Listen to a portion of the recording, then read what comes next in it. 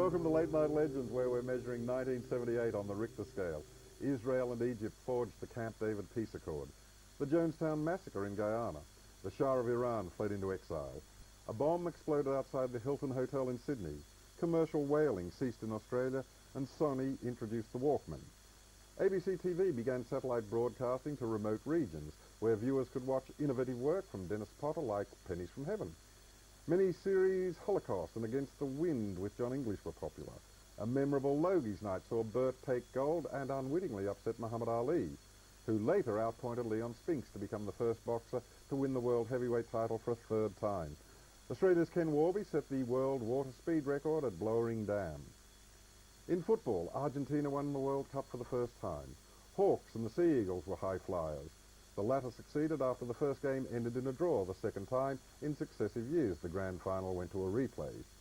The Kangaroos whitewashed the Kiwis before Bobby Fulton's touring side beat England and lost in icy France. The Wallabies beat Wales, but not the All Blacks. An inexperienced team lost the first Ashes test, but there were some redeeming performances, not least from new fast bowler Rodney Hogg. Rodney, you must have been looking forward to going to Perth and getting onto a quicker, bouncier wicket there. I think any fast bowler in the 70s and 80s wanted to go to the Wacker. That was the place to go. And the first test match had a little bit in the track, but the Wacker's always got a lot of fire and a lot of bounce. You know your catches are always going to carry. So, well, I was really looking forward to going to the Wacker. And I think we regrouped a little bit. We knew we'd mucked up the first day, because any side would have lost a lot of wickets on the first day in Brisbane. So we regrouped because Hughes and Yallop both got hundreds in the second innings. So we went to the Wacker with a bit more confidence, yeah. What about the English batsmen? Who did, I mean, we know that Boycott was there, obviously, and you'd given him a bit of trouble. But Gower, how did you go against him? Well, Gower, the first day of the test match, Boycott batted the whole day. And I think where the turning point for the whole game was, there was always little turning points in this whole series, and the turning point was when I think Jeff Dimmick bounced Boyks, and he got caught behind the whole court and was pretty confident. Was given not out by Tom Brooks, and we were all pretty upset about that because it was a pretty blatant snick. But in the Wacker, because of the strong breeze, sometimes it's very hard to hear snicks downwind. You'll quite often see the slips caught an appeal and nothing will happen because they just can't hear it the other end. So I think that's what happened, and Gower got 100 in the first inning. So we're held up a little bit by Gower and Boycott, but we got back into that game, and unfortunately we lost it in the end. Contrasting batting styles between Boycott and Gower, not just right-hander and left-hander, but different approach to batting? Well, I think, memory serves me, Boycott made 70 in the whole day. Probably not out 75 the whole day, and Gower got his 100, got 100, see, you're testing my memory a bit here. Mm. It's only 27 years ago. Just in terms of bowling, I mean, Boycott, you really had to chisel him out, didn't you? Whereas Gower, beautiful batsman, but it gave you more of a chance. He's more of a stroke player. Oh, yeah, very much so. Boyks just worked around, and you could see the width of his cricket bat. Yeah. And Gower was always going to give you a chance, but when he got going, you know, his whole career is so just beautiful to watch. When you're not bowling to him. Well, I was going to say, could you ever do that? Like, if you're bowling and he's just played, you know, he executes one of those cover drives or anything, like, do you think, geez, that was a good shot? It's not quite what you think, Lex. You might just get a little bit more aggressive about it. Okay. Yeah. Listen, let's head to the Wacker and to our commentators.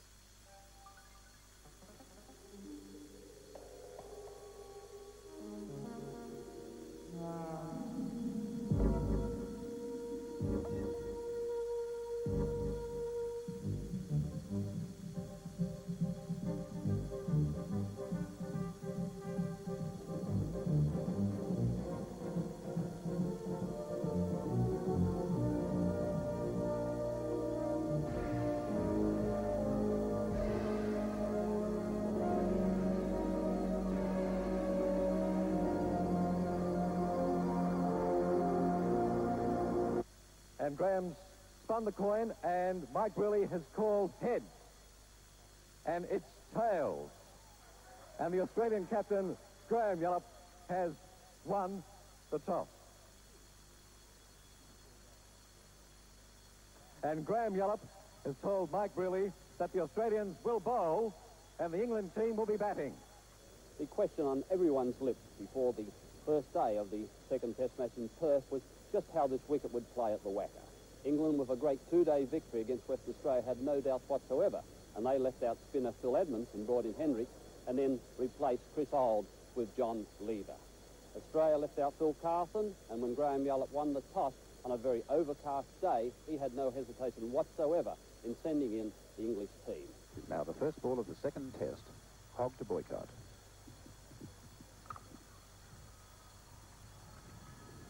We see for Australia that the new player Darling is out in the covers. Now we do have an amended weather forecast for today. It is for cloudy weather now, occasional light rain and a risk of thunderstorms, and they expect a maximum of 27 instead of the original forecast of 35. And at the moment, fresh southeasterly winds.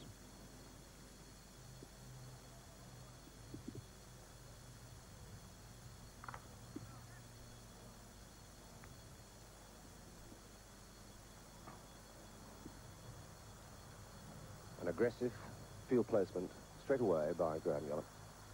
In the slips there are 4 men, plus a gully. There you see the gaggle.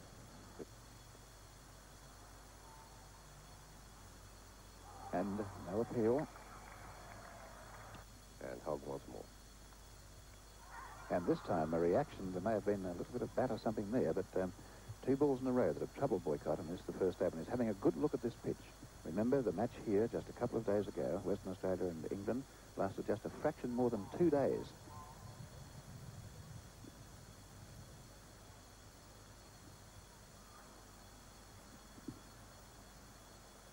Breeze just helping Hogg slightly to move it into the batsman. He's predominantly an in-slanting type of bowler. Breeze blowing from approximately the top right-hand corner of your picture. And no run. It was a good save by Wood, that short backward leg. And the applause from what's building up to a fairly substantial crowd here on the first morning.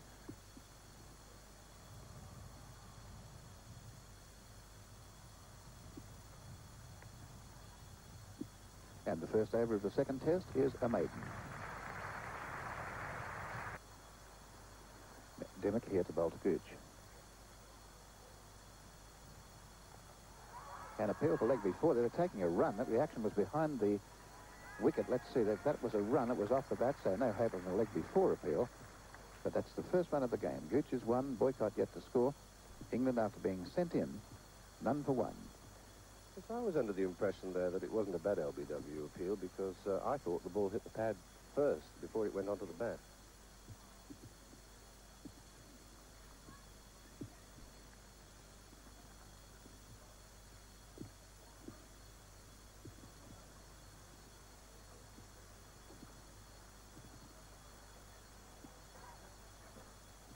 Now to Boycott.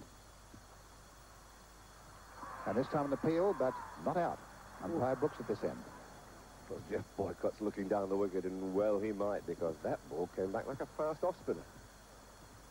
That really did move an awful lot. Boycott, I think, missed it by a foot.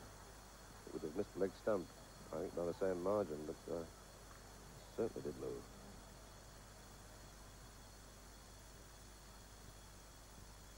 An appeal for leg before this time again, but not out.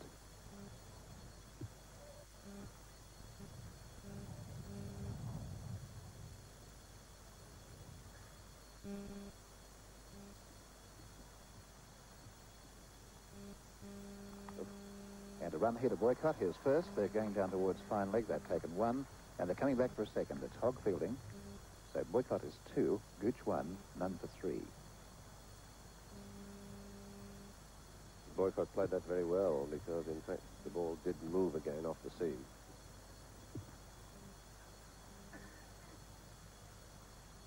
Boycott getting well across there on his stumps, you can see, but he's opening his stance as though he's facing the angle in which Dimmock is coming in. An appeal for leg before again, and not out. Tom Brooks, who takes a long time, just put up the arm or hand to hold the hat that time. That must have sent a tremor through Boycott's knees. Far end to Hogg. He'll bowl to Gooch. And a pair caught behind. He walked. So Gooch caught McLean. Bowled Hogg. 1. Boycott not out 2. England 1 for 3. And he didn't even wait for the appeal. No, the deflection was very wide indeed there. With Gooch playing for the in-swinger. Here's Hogg. bowling the ball into Gooch, and Gooch plays at the ball. It leaves him off the wicket. He looks around. He knows he's hit it. He's walking now. Even before Hogg raised his arms in jubilation, you can see Gooch had walked away from the crease. And so yet another failure is chalked up against the name of Graham Gooch in this Test match series, not having too happy a tour. And in comes the real form batsman for England in Derek Randall. Here's the applause for him. Randall, who got a 70 in each innings in Brisbane. He was named as the man of the match. He comes in now at a bit of a crisis for England. Hogg now has the figures of 1 for none. And is bowling exceptionally well. And that was one of the few deliveries that Hogg has made go the other way. He made that one go towards the slips, whereas normally he's been making the ball come into the right-handed batsman. And it took Graham Gooch completely by surprise. So 1 for 3, and already Yallop's decision to send the opposition into bat has paid dividends. The England batsmen out there definitely struggling very hard against this pace attack under humid, overcast conditions, and obviously on a pitch where there is a little bit of movement in the surface, and on a surface which is not really making life very easy for the batsmen.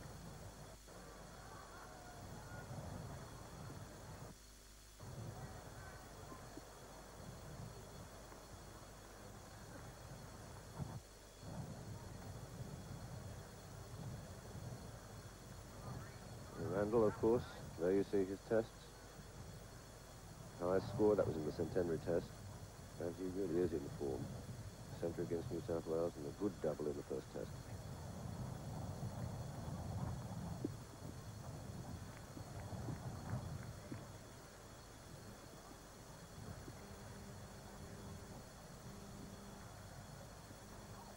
And one that really lifted. I think Randall will be hoping that umpire Baylash doesn't warn Hogg again for running on the wicket. That was a vicious bouncer. Not badly directed either. It was just outside the off stump. Randall was going in behind the ball and suddenly found himself having to go the opposite way.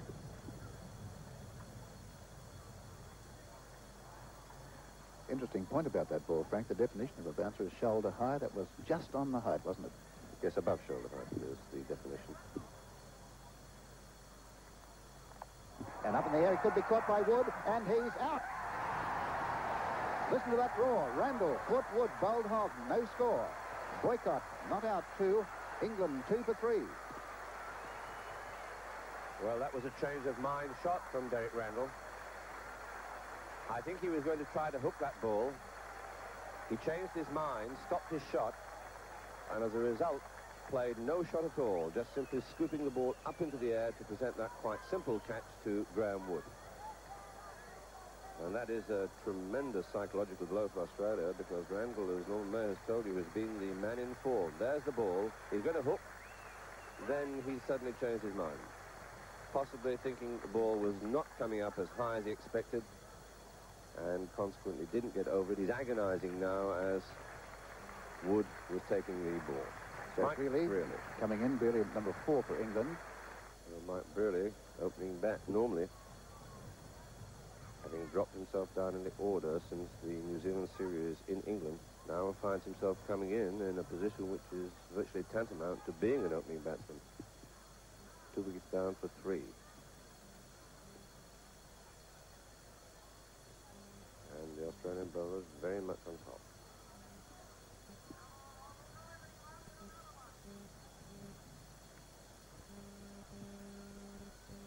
Up to Brearley.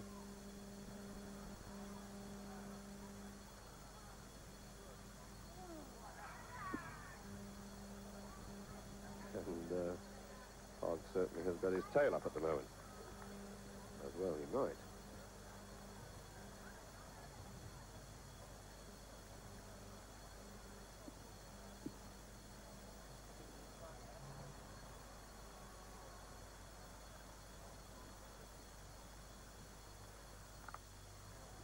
Darling out in the covers, no run. And that's the end of Hogg's 3rd over. Here's the applause for it. Hogg, 3 overs, 3 maidens, 2 for none.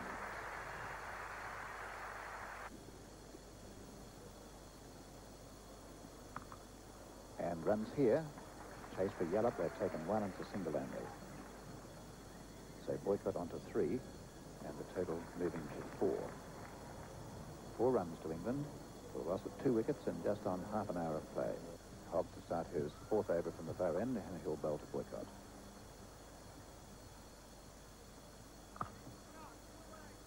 And no run. That's Darling, who's very fast in the covers.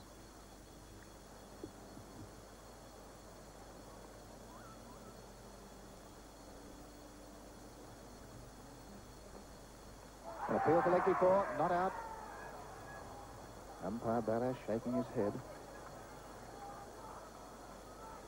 Close, but not quite close enough. Wide on the crease, as you can see Hogg, the ball going across the batsman.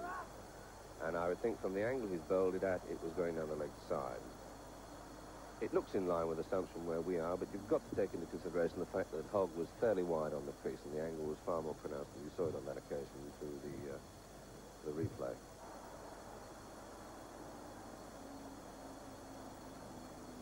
Boycott again, best part of 3/4 of an hour for his 3 runs, facing first. Another big shout going up.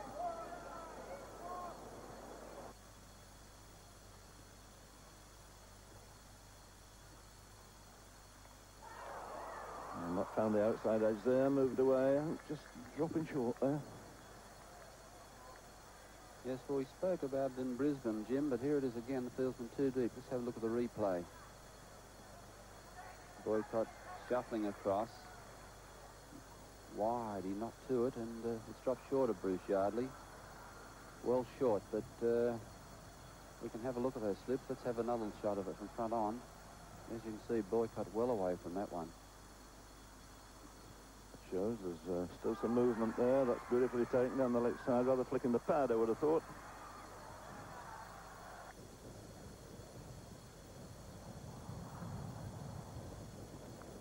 And that's edge, does it carried? No, goes to slip signals that he picked that up on the half volley. Once again, here it is, the replay, well away from his body and dropping short, and we can't have this occurring. The Australian fieldsmen have got to do something about their slips cord, and it's up to the captain to adjust it.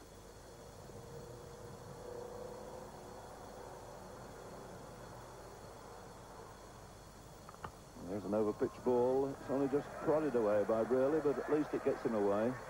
Boycott coming back, going to make it into 2 for Brearley.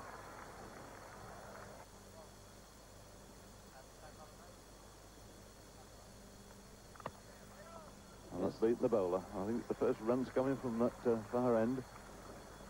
Boycott will take 2 for it. So the best part of 55 minutes before we've seen a run scored from a bowler coming in from that far end. Just shows you, Jim, how easy in fact it is. He just pushed forward there, no problem at all. 2 runs every time.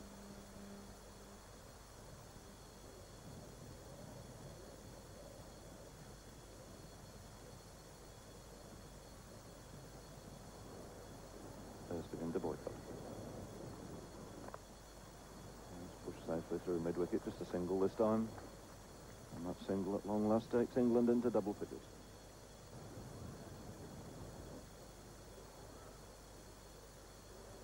The 2 men back. Good chance for a single. Randall without scoring.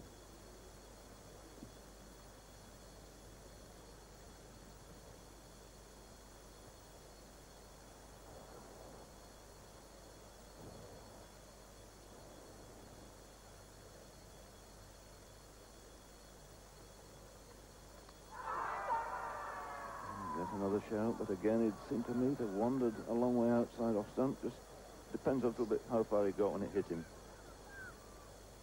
Yes, it's not easy to see from that angle, but here we can have a better look. Probably worth a shout that Reasonable time. shout, yes. yes. Going a bit too very high. fair shout. The runs here. Darling getting chased from cover. Got 1. Back for a comfortable 2, and that'll be all. Really goes to 7, 2 for 26.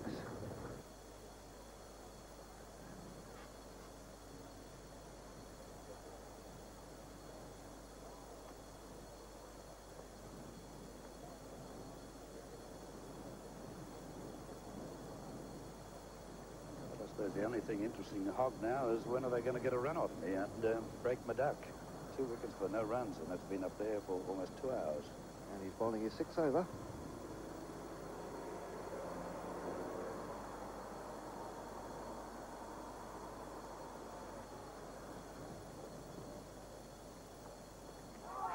That's a very good ball, but it was definitely a mixture of bat and pad, a stifled appeal.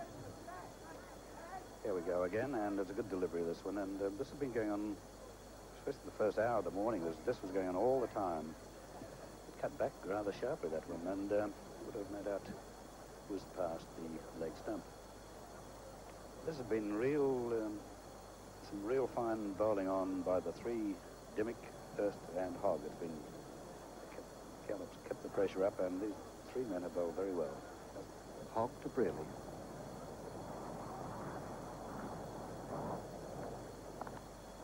Single. That's Wood coming away from short leg to field. So that's the first run of Hogg, who has bowled. This is his 6 over, and it's the first run coming this morning.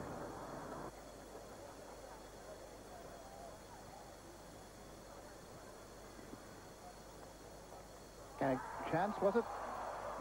Toohey, backward square. Now, was that off the bat? I'd say it was off the bat or glove, but I'm just wondering whether it carried.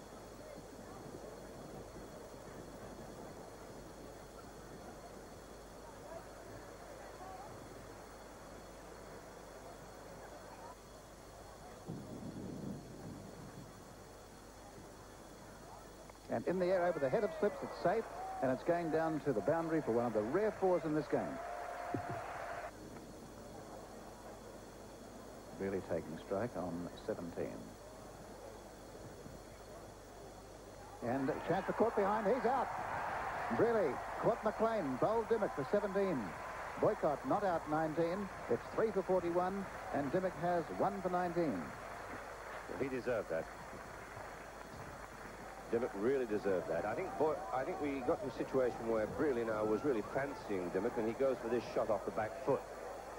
The ball short of a length, angled across him, and there's Brearley trying to force it away into the offside, and as a result gets a thick edge that flew through to keeper McLean. Now Dimmick to bowl the Gower. And runs for him straight away. There'll be a couple here. That's a chase for Yardley, and they come back for 2. So Gower 2, Boycott 19, 3 for 43. And again the square cut to take the pace taken off it by Yallop. Well, that was a beautiful shot by Gower. He really got onto that. Only a single. He goes to 3, and it's 3 for 44. That was, in fact, vintage Gower. That's precisely the way that he plays.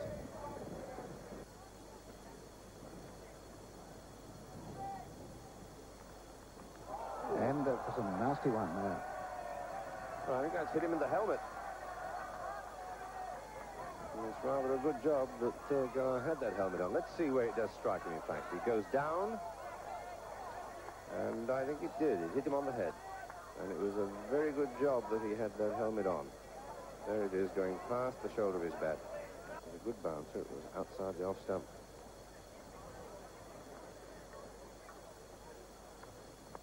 And in the air, but safe. There'll be 1 and 2 possibly. Yes, they're coming back for a second.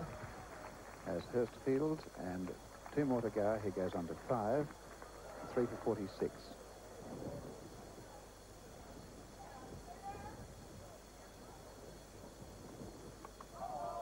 And beautifully stopped there by Wood.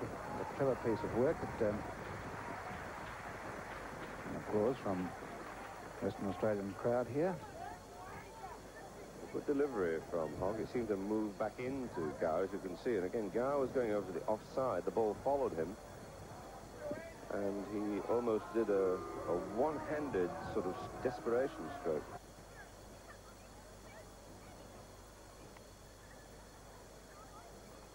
And in the air and wide.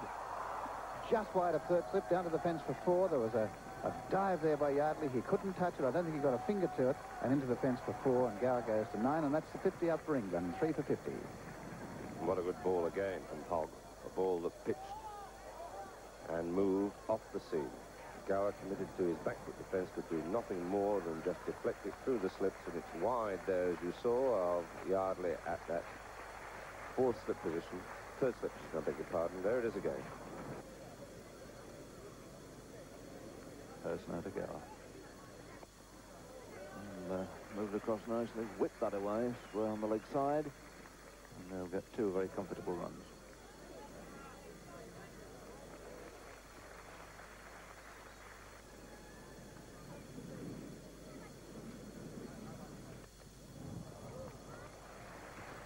Found the one man there on the offside. Rick Darling placed perfectly for that off drive. That's over pitch, driven beautifully through mid-off. Super shot there by David Gower, racing away down to the stands, and Darling giving it up. So about the best shot we've seen played out here today. Takes Gower on to 25 and brings him level with Boycott. Medium plays Cozier, and Boycott pushing out there. Don't know very much about it. It's an inside edge, and will scramble too for it. In fact, they'll get more. There's overthrows coming in. Made it for 3. It could be an all-run 4 here.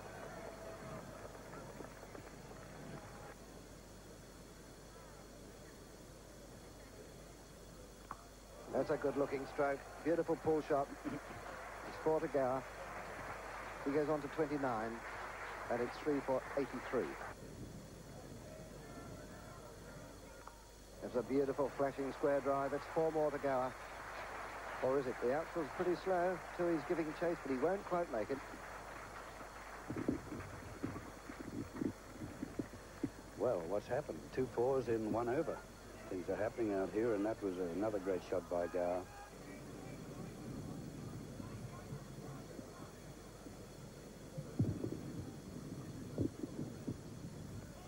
And the hook shot all along the ground, beautifully kept down. It's a long chase down there. But Dimmock across for 2. Boycott's wanting 3, but Gower from this end said no. So Boycott goes to 35, and it's 3 for 95. Very good shot. He's not the greatest hook in the world, but he got above that and kept it down, as the textbook shows. Oh. There's a loud appeal, but they say not out. Great disappointment shown there by Hurst and the Australian fieldsman. Boycott just waving the back at that. Now, what's this? Shocking shot, this by Boycott. Absolutely horrible after the last one. Everything's wrong. Oh.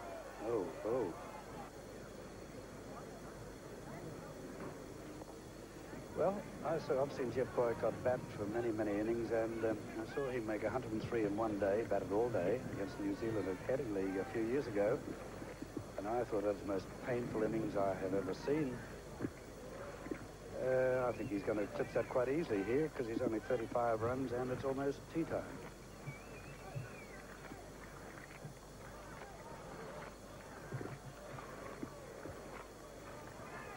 Hogg to Gower. Runs down the leg side. 1. And back for 2. Dimmock throwing there at fine leg. So the 100 up for England. 3 for 100.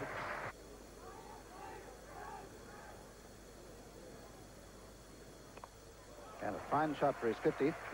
That's racing out towards the boundary. It mightn't be 4. That's 2 after it. And they've taken 2 and looking for 3. So Gower 52.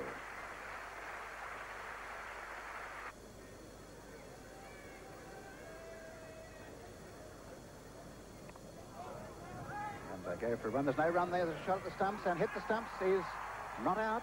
Must have been very close. Gower going for the drive, edges, square.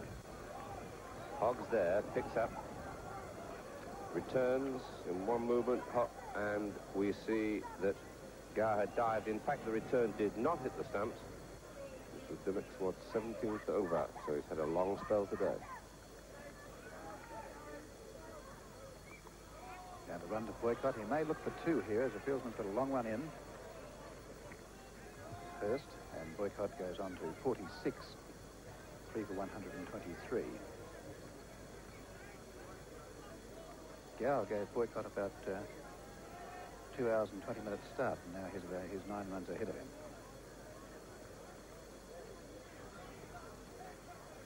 And right of the keeper, good attempt by McLean.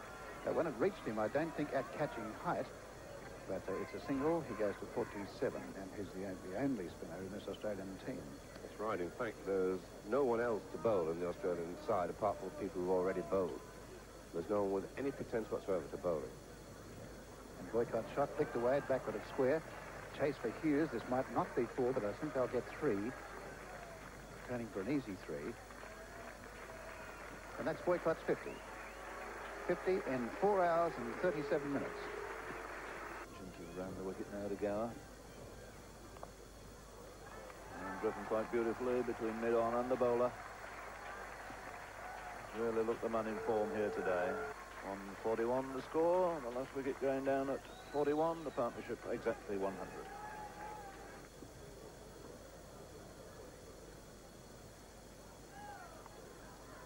He's placed that rather cutely.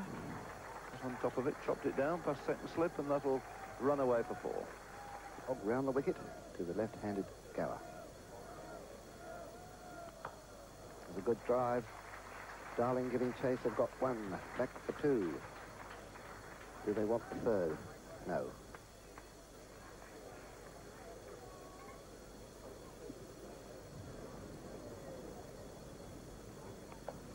Oh, what a shot. What a shot. Beautiful square cut for 4. Superbly timed. Gower on 87, facing Hogg.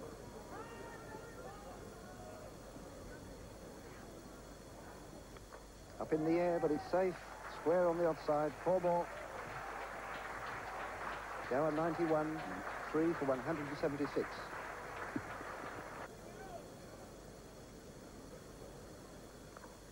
All through. Gallop at gully there. He certainly got his hands to that. It was a very, very stiff chance. He hit it like a bullet. And Gower gets 2 runs. He goes to 97. There's the clock. And they're the players who are out today.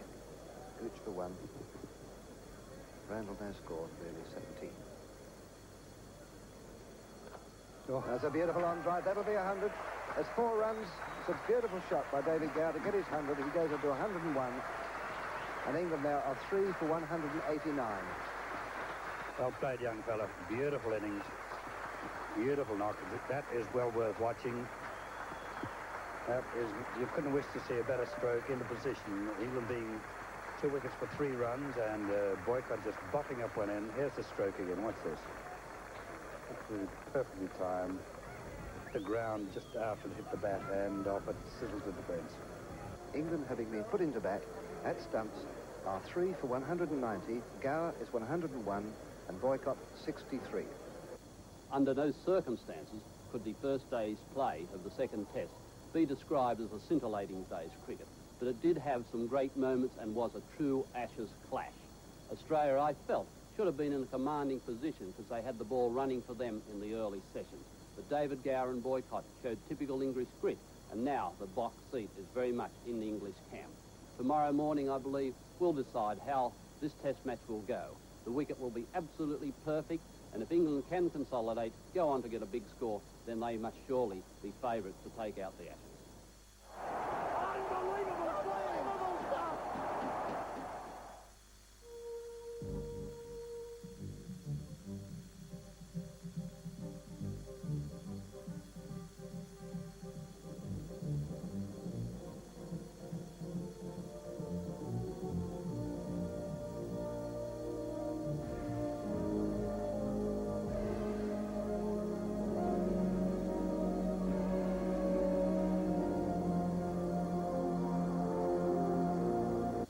As they say in the classic, the game was delicately poised when they resumed play at the Wacker on the second day of the second test match. England were 190 for 3, with Gower on 100 and Boycott well set. Australia, on the other hand, had an ace up their sleeve, and the fact that the new ball was only 7 overs old. What would happen, we'll find out very shortly. We did have a shower overnight, quite a heavy shower, about 9:30, but it hasn't affected the wicket at all, and the outfield might be a little bit slower, but I doubt it. England at the moment in a good position, ready to press home their advantage to a 300 total. But here comes Hurst bowling the first ball of the morning to Boycott, and with him, Jim Laker. Thank you, Frank, and a very good morning. And there we are, a wide first ball of the day, which brings up the 150 partnership between these two. Came together when really fell, the total on 41, and now 191 on the board, 3 men out.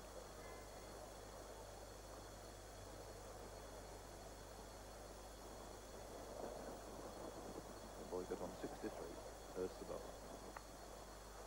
That's the first runs of the day from the bat. The 2 runs here for Boycott. Just steered it wide of gully. Comes back very comfortably for the second run.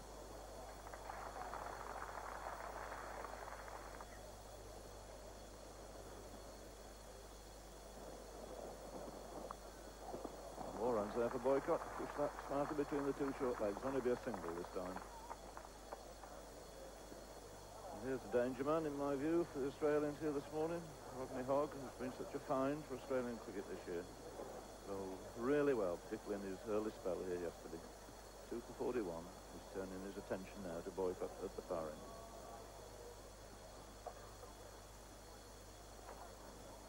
Very gentle, medium-paced loosener there. Hogg yesterday showed us that he could cut the ball into the right-hander from outside the off stump. I wonder if he can do it today.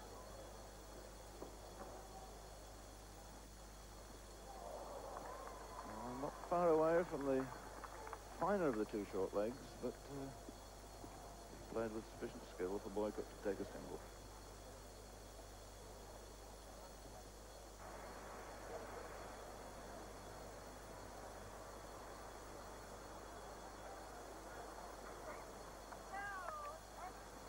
First no ball of the morning, and the first runs from it to David Gower. Pushed quietly away on the onside. Hogg round the wicket to Boycott. Nudges that away through the short legs. Just a single in it.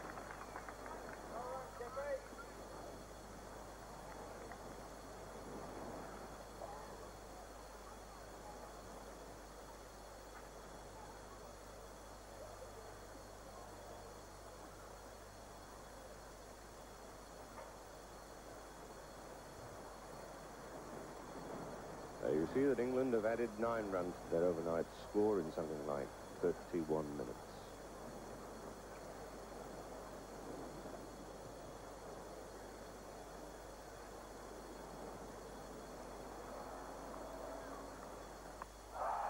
And he's gone.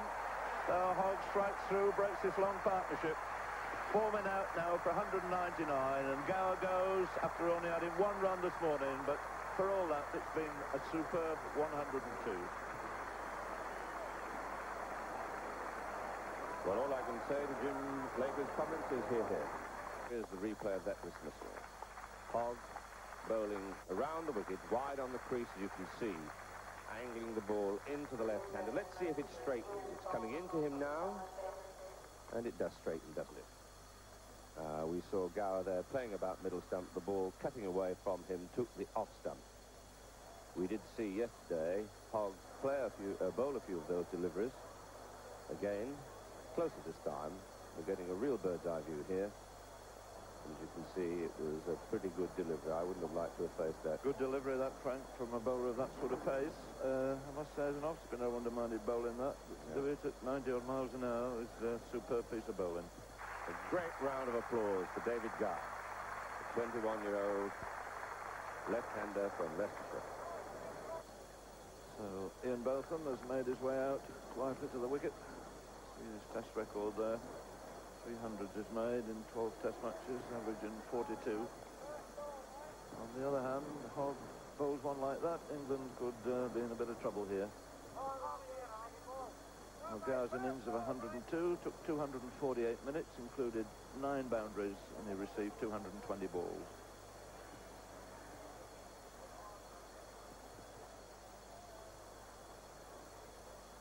So 2 right-handers in now. Botham's first ball from Hogg, sticking to this round the wicket attack.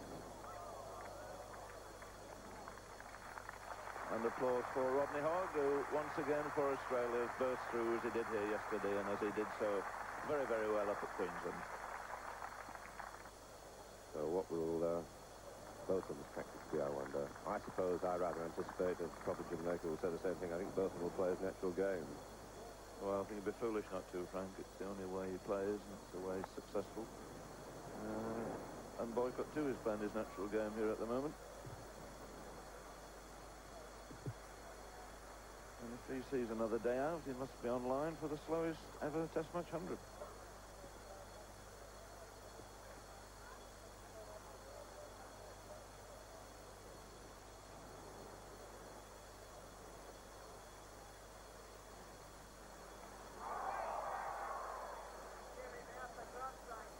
Spirited shouts again going up there from the slip fielders. But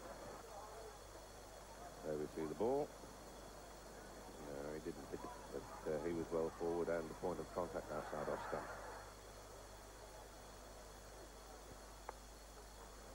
There's the right hand coming into play again, whipping it away through mid-wicket. And Bolson can move a bit quickly through the wickets. He'll make his ground quite comfortably.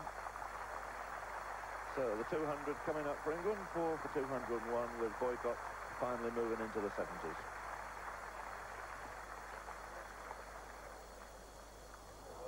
Oh, a sign of aggression. And the hook shot from Boycott. It's one. Fielded there by Hogg. Back for two. Well, is that a vision before my eyes? Is that where Boycott really slashed them?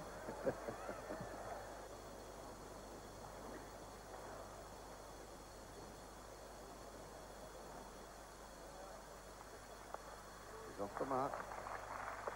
One to Botham. Fielded there by Hurst. He is one. Boycott is 74. 11 sundries. It's 4 for 206. Off the edge, there's runs. Chased by Yardley. 2 runs to Boycott. He goes on to 76. England 4 for 210. And whilst the players are enjoying their drink, let's go down to Wally Foreman. I'm sure the most concerned man at the WACA ground was the English captain Mike Brearley. But Mike, things certainly look a lot rosier at the moment. They certainly do. I mean, at this stage yesterday, we could easily been out for less than 100. He must have been very pleased with the batting of David Gower. Beautiful innings. He's a perfect timer of the ball, and he applied himself well. It's a magnificent 100. He's proving to be something of a test trump card, isn't he? He is. He doesn't bother about the other matches. It'll do for us if he keeps scoring 100 in the test matches and getting naught in the other matches. Mike, were you perhaps a little disappointed with the run rate yesterday afternoon? No. I mean, if you can go 4 and over, that's all well and good. But if they bowl as well as Australia did and the pitch does as much, I think we did jolly well. And there were no perils in the wicket? There were plenty. So you'd be looking forward to bowling on it? Well, I think yesterday morning with the cloud was probably at its best for bowling. But it's still done a bit today, and, you know, your lads have beaten the bat a few times. Just looking at the early part of the English innings, Mike, it would appear that you do still have some gremlins in the high order batting. Now, any side in the world who batted on that pitch yesterday morning against that bowling would have struggled. I'd just like people to realise that. It's not, if you go in and the ball seams about and swings about and goes through, some bounce and some don't, any players in the world, you've got the best defensive opening batsman in the world in Jeff Boycott, and he struggled like anything for an hour and a half. I know he's a bit out of form, but, you know, you bowl against Bradman on there, you get him out. True, you must have been impressed then with the bowling of Rodney Hogg in particular. Yes, and I think we'd have bowled even better on it. And you'd be looking forward to probably having a shot at the Australians sometime late this afternoon. Well, we don't know when. Well, ideally, want a few more runs. Realistically, what would you like to see happen today? I suppose it would be very nice if we got about 400 and had you 30 for 5. That'd do. That's probably very realistic. Thanks very much for your time, Mike. Thanks a lot.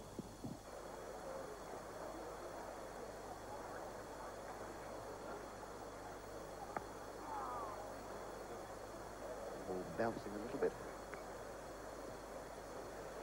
Well, the only thing I can see that Australia at advantage, having set England at batters, this pitch is getting easier for batting, and by the time the Australians bat, it should be very placid. What's that ball? He wants it popped a little. Man in close might have snaffled that one, but to put a man close to this man, it's whose life in danger. There's a beautiful hook shot. That's 4 runs. Good giving chase. The ball is slowing down, but I don't think he'll catch it. For Willie, touch and go. No, it's just over the line. That gives you a fair indication of the outfield. It's a little bit slow. We've talked about the showers overnight. It certainly has slowed down the outfield a little bit. But Botham goes on to 6. It's 4 for 214. I was just saying, just before that stroke, that put a man in close to putting his life in danger, and you can see exactly the next ball what I meant, because that was a beautiful shot, a short-arm jab, hit across that and hit it beautifully, as you can see. When you look at the Australian attack there, it's not very strong. You've got Dimmick, Hurst, Hogg, Cozy. Well, if you call him a bowler, well, I wouldn't really call him a bowler of any class. Well, another hook shot. Again, that's not timed really well, and it won't go for 4. Wood giving chase. They cross for 2, and they're coming back for 3. Botham goes to 9. It's 4 for 217. Beautiful return from Graham Wood. Warm applause from the crowd. Hurst to Botham. Beautiful off drive. Certainly won't be 4. Across for 1, back for 2. Darling giving chase. There he is. 2 runs. Botham goes to 11. 4 for 219. I think you'll find that Yallop will switch his field around now. That both of them are starting to hit the ball. Some of those men from slips will be coming out, and there's a lot of open space in front of the wicket. Just a beautiful stroke. Look at that. Perfect stroke. Already Yallop starting to bring them in out, and if he tosses one short, there's a ton of room on the onside, and this fella hooks well. Plenty of room for him to hook. Very loud appeal. That is out. So Botham is out. LBW to Hurst for 11, and England are now 5 for 219. That was plumb, I would say. That's absolutely plumb, and Tom Brooks, who turned down appeal after appeal after appeal yesterday, that one would have hit about the middle stump, I'd reckon, from our position here. There it goes. Well, you saw it, and oddly enough, the few yesterday looked very adjacent like that one, and turned down. But anyhow, the danger man is out, Botham, because he just started placing very fine strokes. Scored 11 runs, but he looked very effective. There we go. And you see Geoffrey Miller from Derbyshire, the all-rounder. Oh, a good delivery. My goodness, that was close.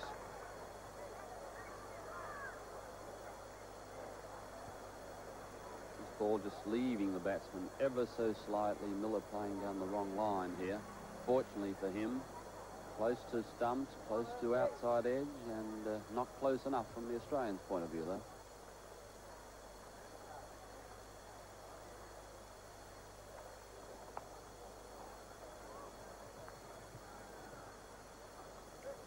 In fact, really, the bowler should be trying all the time to be well up to Jeff, because he tends to play back these days too often. And he's been the victim of quite a few LBW decisions this season already.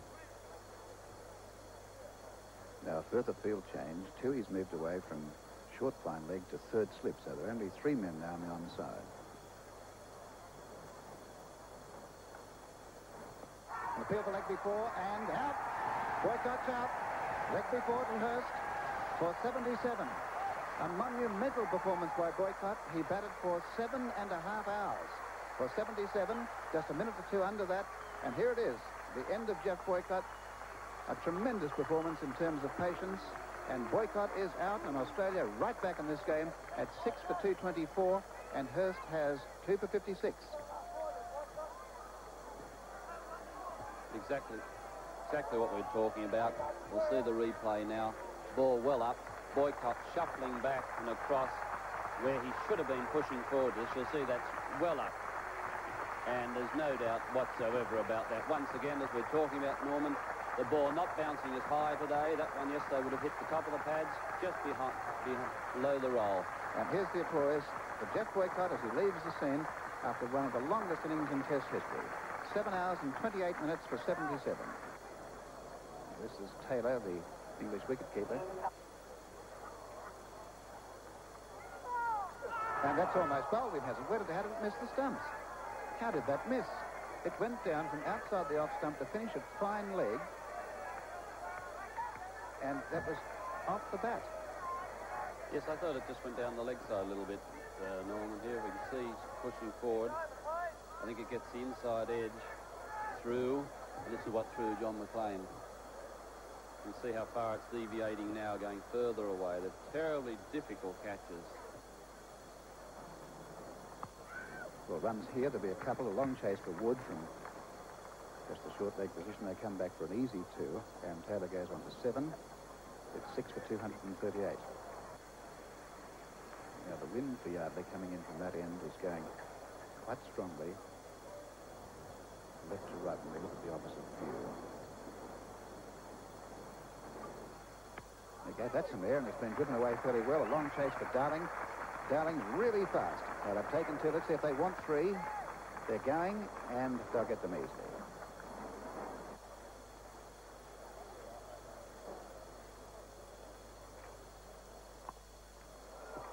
The friendly full pitch put away quite nicely by Miller. It didn't straight. I think they might just have taken a little bit of sting off it, but not sufficient to prevent it going through for 4. Well, the 250 coming up for England. 6 men out, 252 the score, with Miller on 12 and Taylor now on 11.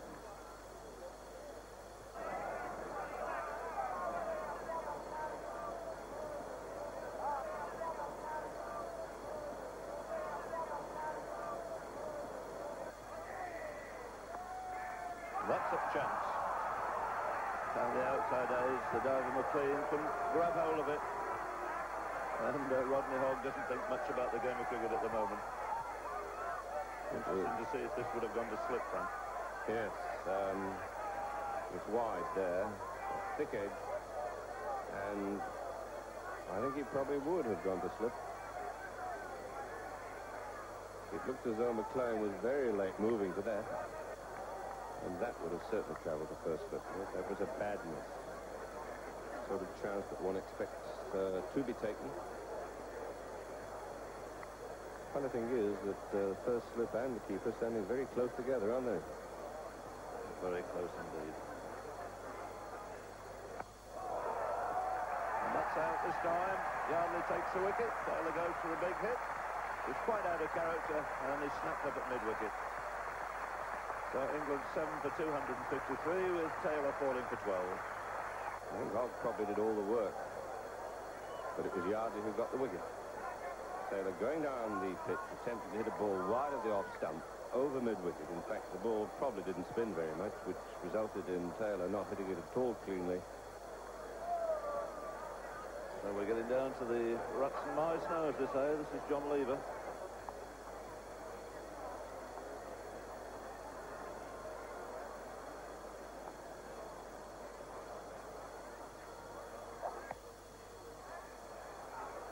At the other end, and it's a wonderful throw. Very close indeed to Lever on just making his ground, quite casually. Lovely piece of work in the field.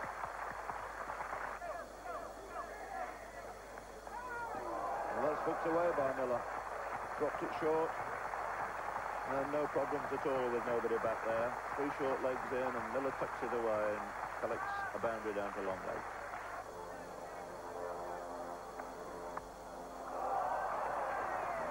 Crushed through the area between slips and gully, and it's 4 more.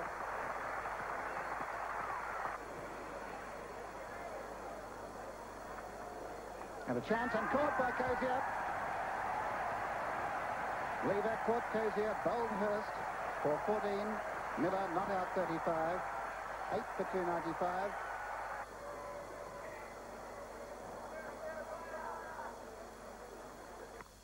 And beaten the offside field. That's a nice looking shot. Darling may not get this. It may beat him out through the... Over the line it goes. Yes, Porter Miller. That's 299 the total. Yes, he'll get a single. And that's the 300 up for England. England 8 for 300. With Miller on 40 and Willis yet to score.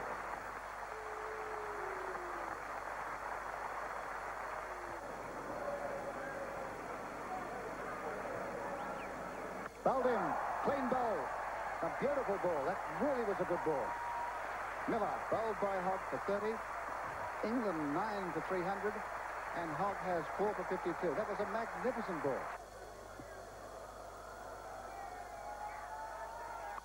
And away it goes. Here's underneath it, the mid-on. It's Hurst falling for it. Gallops under it and caught. Great catch. Well, that stayed an awful long while in the air. Here it is now, Bob Willis, this time winding up again, straight up in the air. As you can see Friday swing, and look at the eyes of the players, and Hurst really should have been his cap, but now he's calling for his captain. He's come over, and Yellett's grasped it there, very relieved. Now there's Hogg leading the team in. He finished with 5 for 65, by the way. So England all out for 309. England's final score of 309 certainly took a long time, but what it would also do, of course, is make the Australian batsmen very tired before they resume their innings. They spend a day and 2/3 in the field, and this next 2 hours is not going to be easy for them. So Lever to bowl the first ball of this Australian innings to Wood.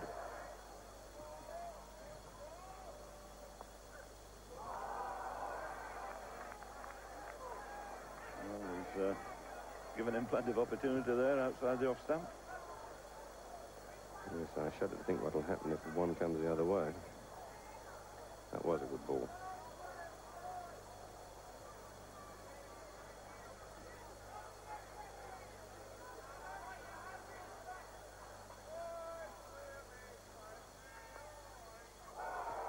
Came very, very close then to get in an edge. So Ian Botham is the bowler at the river end.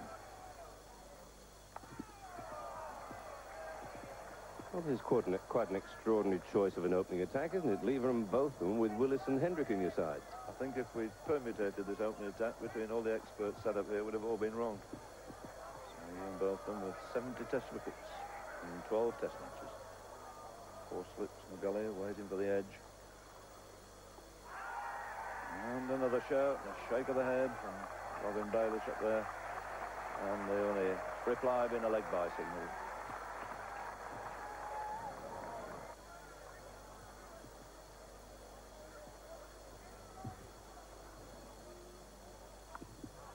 That's a lovely shot. Over-pitch ball driven squarely and firmly on the offside. Now giving chase, and Darling very quick between the wickets as he has in the field, has made 3 runs there for Graham Wood.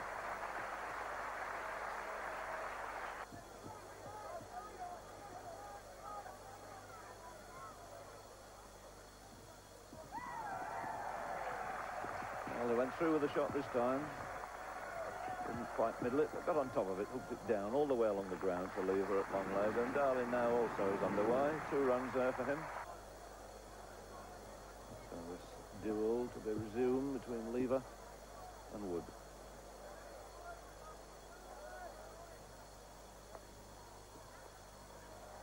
And Peter Loder's just passed with the message that England have opened with Lever because they feel he's going to be more effective against the left-hander. But he likes bowling the left-handers. That's an intriguing thing about John Lever, is that he can bowl the outswinger to the left-hander. As I said earlier, enormous difficulty in bowling an in-swinger to a right-hander.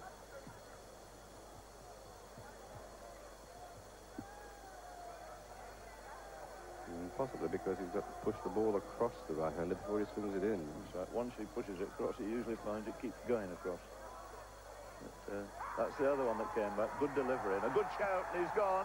And Wood is out LBW, and Lever surprised him there with the one that came back. And Australia lose their first wicket. The score on 8. Wood goes LBW to Lever for 5. And I don't think Graham Wood had much to complain about there because he really wasn't forward. It was a pretty indeterminate sort of shot. He didn't commit himself to the front foot or back foot. He just went across his crease with the ball coming into him, pitching outside the off stump. There it goes. And you can see it makes contact with the front pad, but I would say that the front pad was no further forward than about 6 inches behind the popping crease. Hughes, his first ball from Lever.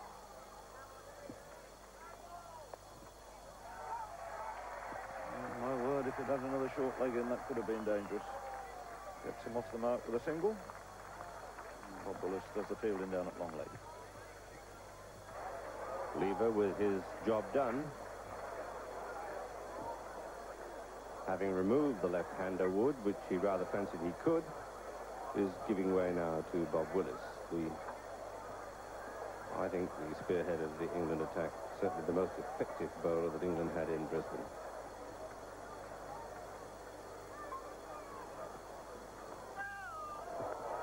No ball bouncer.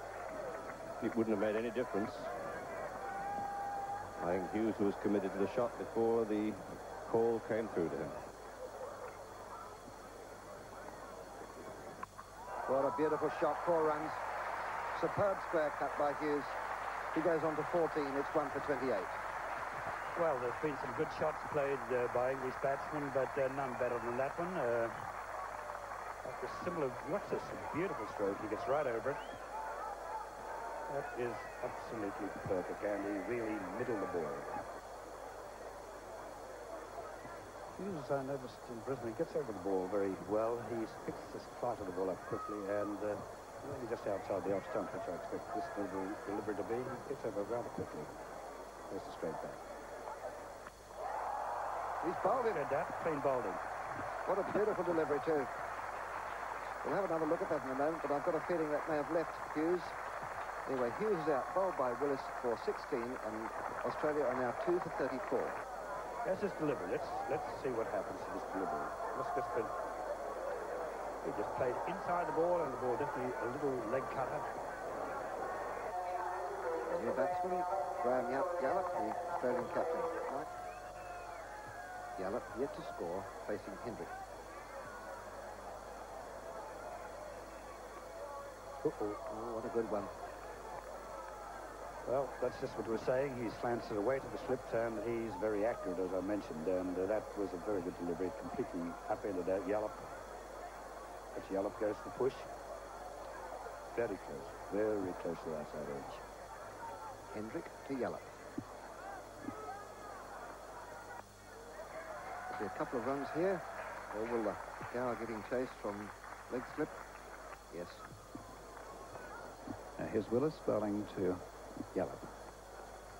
And a chance, and he's bowled. In fact, he's bowled him. Look at Willis. He's racing away to square leg. I thought it might have been edge there. He completely bowled him. And the second one, so Yallop is bowled by Willis for 3, and Australia are 3 for 38.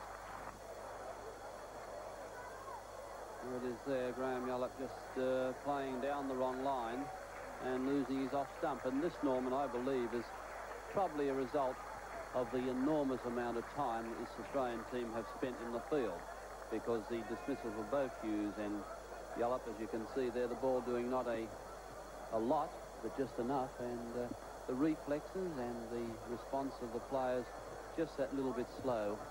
Well, the next batsman for Australia is Toohey. We can look over his shoulder, too, at that onside field. There is a deep backward square leg on the boundary, and only one other onside fieldsman. Shot. Good shot by Toohey. That mightn't be 4. They've taken 2. Easy 3.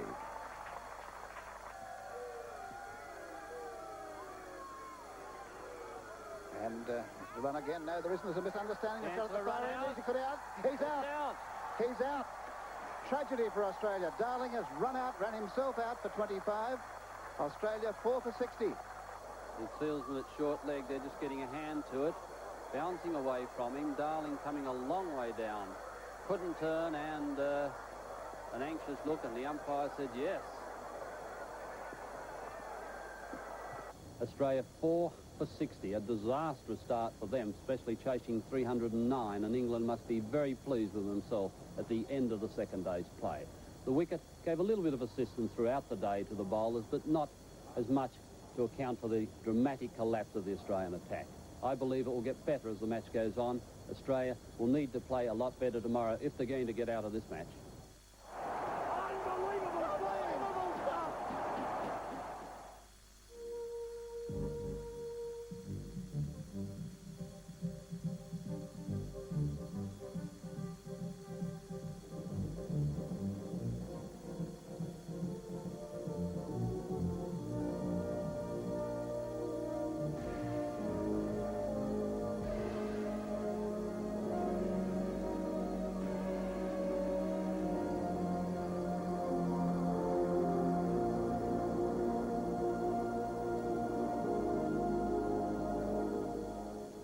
Australia, when they resumed play on the third morning of the second test match, were 4 for 60, chasing a total of 309. Their number one priority, however, would be to have scored the 109 runs needed to avoid the follow-on. And the men who I feel can play a big part in the day's play and make sure that Australia get at least a respectable score are Peter Toohey and Gary Kozier. Let's now join them on the third morning of the second test. Kozier, at the moment, taking guard for his first delivery from Bob Willis. The breeze from the southeast fairly strong. The temperature at the moment, 25 degrees. The forecast temperature, 30 degrees. And the weather forecast is officially unsettled and thundery, but at the moment it's very, very fine here in Perth. So the burly, red-headed Kozier faces his first ball from Willis.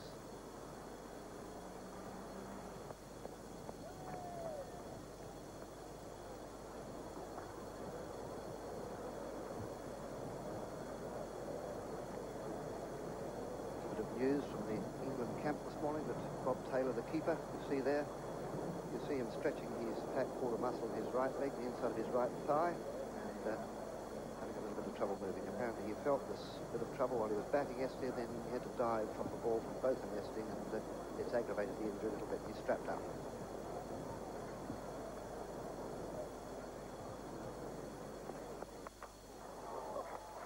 It's a single to Kozier.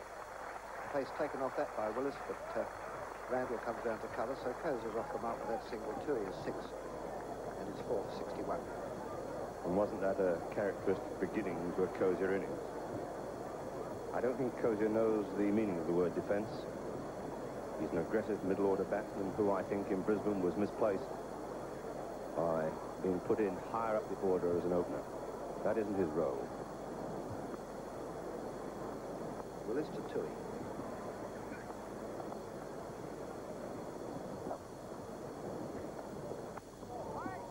Very good delivery, cutting back. We saw Bob Willis making this ball move around last night, and again, that one cutting back quite a lot. Well, let's have a look at it in slow motion. The ball pitching outside the off stump, coming back sharply. And we see Toohey there playing close enough to his pad. You may recall in Brisbane he left an awful gap between bat and pad and was bowled by Willis.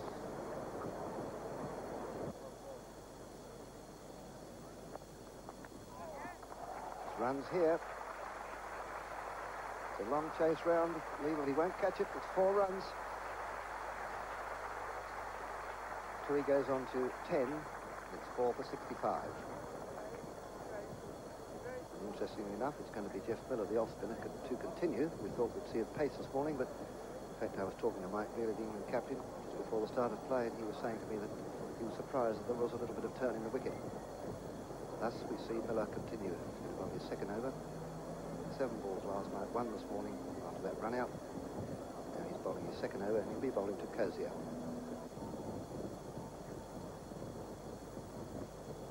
A bit uppish, it's a single. Randall is the fieldsman. Kozier goes to 2, and it's 4 for 66.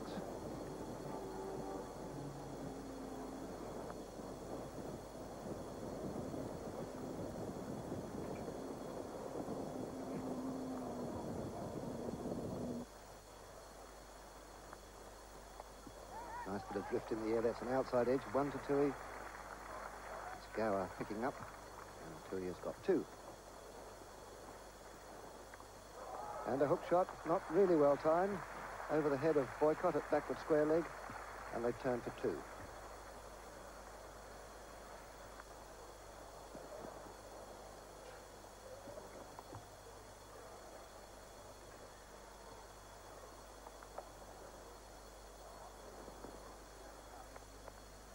Always a good one to Kozier. And not coming back in, I think just holding its own and missing the outside edge of the bat.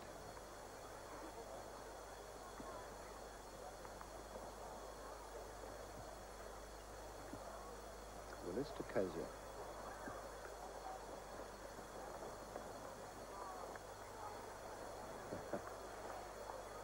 Kozier, expecting that short delivery to get up, he was disappointed. The ball barely got chest high. There's really no need for Kozier to duck on that occasion. At least there's one redeeming feature about it. He didn't try to hook it. Had he done so, there might have been a catch result into that man at backward square leg.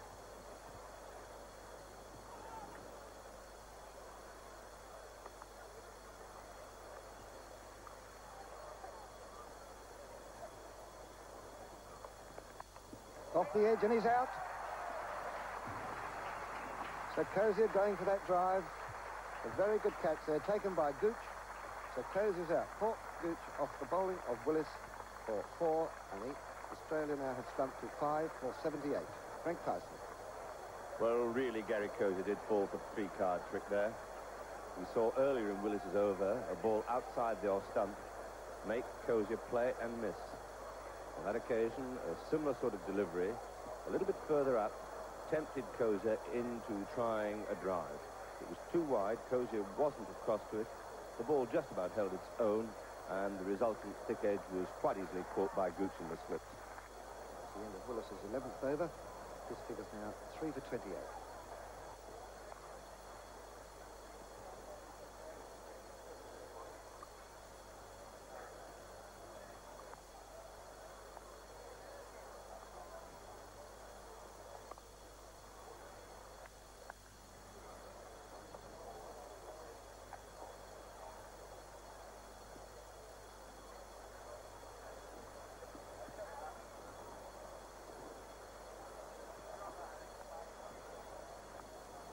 To McLean. Sweep shot, it's up in the air, and it's out. So again... And McLean knew he was out. He was walking before the catch was completed. So McLean falls again to Miller, who claimed his wicket in Brisbane's second innings, LBW. He was very close to being LBW in Brisbane, trying the sweep. But now here he is trying the sweep. Second ball. And edging it onto his pad. Let's have a look at it. It's extraordinary how the ball that was so wide of the leg stump managed to lob up there into the silly point position. The fieldsman there is Gooch, so he's taken the last 2 catches. So McLean is out for North. Caught Gooch off the bowling of Miller. And Australia now are 6 for 79. The incoming batsman, a local lad, getting a round of applause from his home crowd, Bruce Yardley.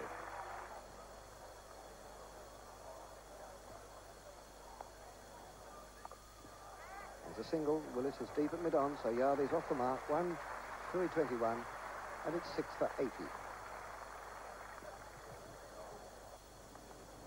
So Bob Willis is the bowler, and Yardley the batsman. And that's not a very good shot. Never really to the pitch of that ball. Very airy-fairy, loose shot outside the off stump. 4 slips, squarish gully waiting. And that's a handsome shot off the back foot by Yardley. Great roar of applause from his local supporters here, and they'll take 3 very comfortable runs.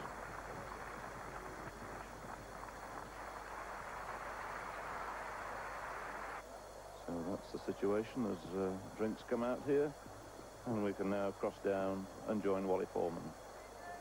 It's been another very disappointing morning for the Australians, and I'm sure no one is more disappointed than the Australian captain, Graham Yallop. Graham, it was an encouraging first 30 minutes, but then trouble set in again. Oh, that's true, Wally. I think I hope to get a few more runs on the board now, but you know, it was an encouraging start. Then we had that collapse, as you said.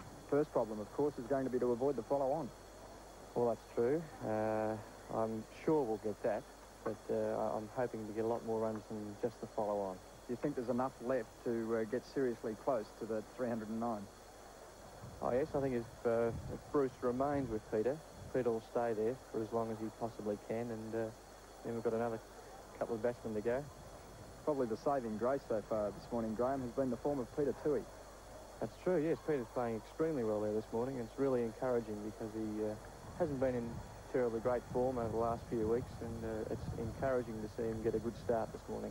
What went wrong yesterday afternoon, Graham?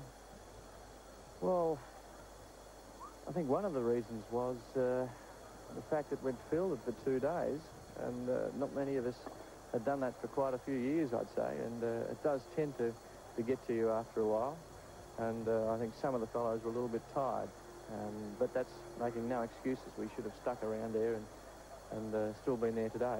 Is the English swing bowlers, or are the English swing bowlers causing you problems? You all did well in the West Indies against sheer pace, but this is probably your first confrontation with good swing bowling. Well, that's right. They're very good seam bowlers as well as swing bowlers, and we will have to try and counteract that seam off the wicket that's producing all their wickets for them. Graham, thanks very much for your time, and all the very best of luck for the remainder of the game. Thanks, Wally. So play about to resumed, in fact, with the first bowling change of the morning. Bob Willis taking a well-deserved rest. And it seems that he's going to be replaced by John Lever. It's over-pitched again, and a magnificent stop there by Randall. Save 4 certain runs. Beautiful pickup. what a character, what a great fieldsman he is. This is a superb shot by Bruce Yardley. He's really given this something. Wide, he's thrown the foot well out the way from it, hit it in the middle. And Randall there has thrown himself one-handed and picked it up cleanly. A magnificent stop. I'll tell you what, that's the best shot we've seen in this match. It is. No run. Poor old Bruce Yardley didn't get a run for it.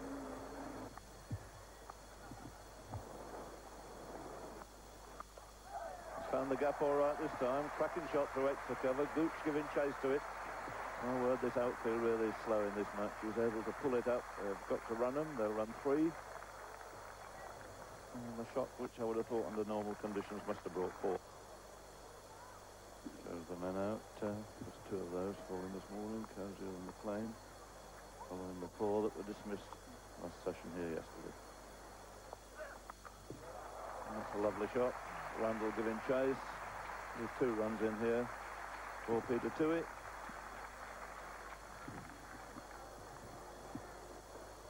So Mike Hendrick, the Derbyshire medium pacer. 3 slips he's got. A similar sort of field, in fact, to John Lever, although he's going to operate right arm over the wicket.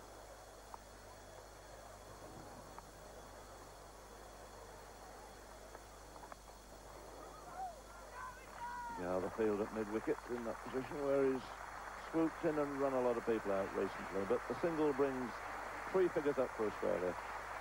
But they've got 6 men back in the pavilion. And Peter Toohey has made 30 of those on the board, 30 out of the 100. And also, of course, saves the follow-on.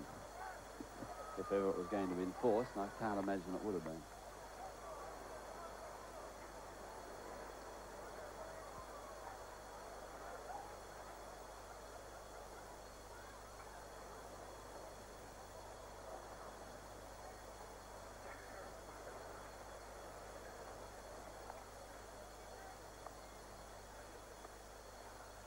Yeah, I've been her to face Hendrick. Oh, that's a good delivery. Cut away very sharply, and Yardley's gone, caught behind, and that was a very good bowling change. There's a little bit of movement that Braley was looking for. Hendrick supplied it, and Australia a 7 for 100, with Yardley caught behind for 12. This time Bruce Yardley walking also, which is rather unusual. You don't often see the batsman decide he's out himself and taking off. Yardley playing forward. Very fine edge. No movement at all from the umpire. But Yardley says, I'm out and I'll go. And there's a debacle for Australia. I don't know what you think about this, Keith, but I can't think they've batted terribly well. They batted badly because, Jim, this pitch has been played pretty well after the first session on the first day, don't you think? It's played reasonably well, and I think really, though, I think it's down to one thing.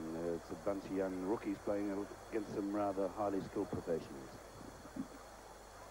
Rodney Hogg, who made some useful runs up at Brisbane in the last Test match to face Hendrick. There's a wristy flick. There's no third man. There's runs there for Rodney Hogg. Gooch giving chase, and that's the faster part of the outfield out there, so he collects a boundary. Australia requiring 3 runs to avoid the follow-on. 3 runs, 3 wickets in hand. Taking a single, Toohey to 32, 7 for 108.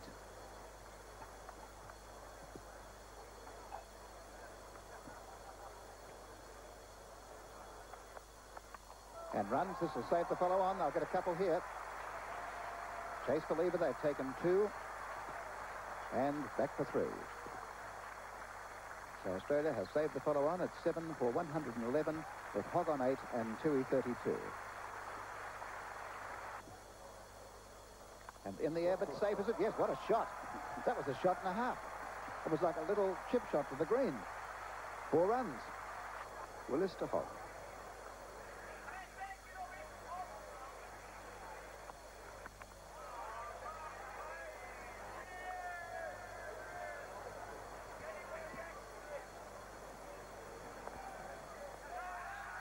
was a short one, and it's gone inside. He's out. He's been given out, caught off an inside edge, so Hogg is out, caught by Taylor off the bowling of Willis for 18, and Australia are 8 for 128. And it's very difficult to tell what the expression is on Rodney Hogg's face behind that visor, but let's have a look at the dismissal again. The ball short of a length, and the ball passing between bat and body, well taken by Taylor down the leg side. There was quite obviously some sound there. Left-hander Dimmock facing his first ball from Willis.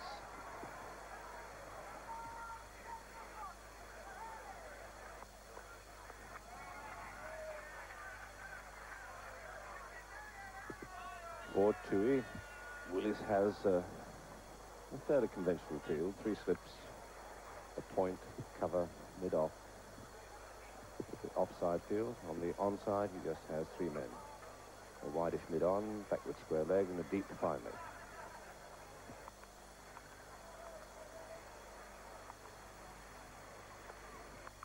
Here's a good square cut. Well, not square. I think it was attempted there, but it went pretty fine. But it's 4 more to Peter Tui. He goes on to 43. It's 8 for 136. Yes, I think Tui's really got to take his courage in both hands and really try something adventurous.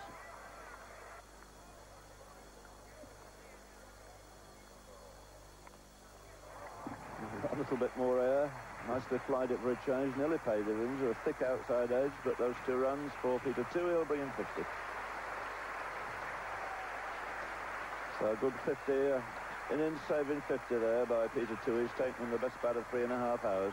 Total on 8 for 149 as Hendrick comes in. And there's a single off the first ball. I don't think Lever will allow him a second this time. And that's a much better throw.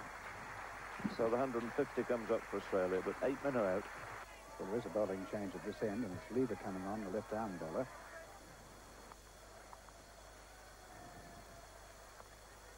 Down the ground, good shot from Tui. That's a beautiful shot. A couple here, he might look for 3. Yes, an easy 3. So Tui on to 60, 8 for 160. Leave it to Dimmock. Can there be a run here? Yes, they're through. Now, that may be a leg by. We'll look for umpire Brooks and see what is the signal. Yes, indicating the sundry, so sundry's on to 9. It's 8 for 161.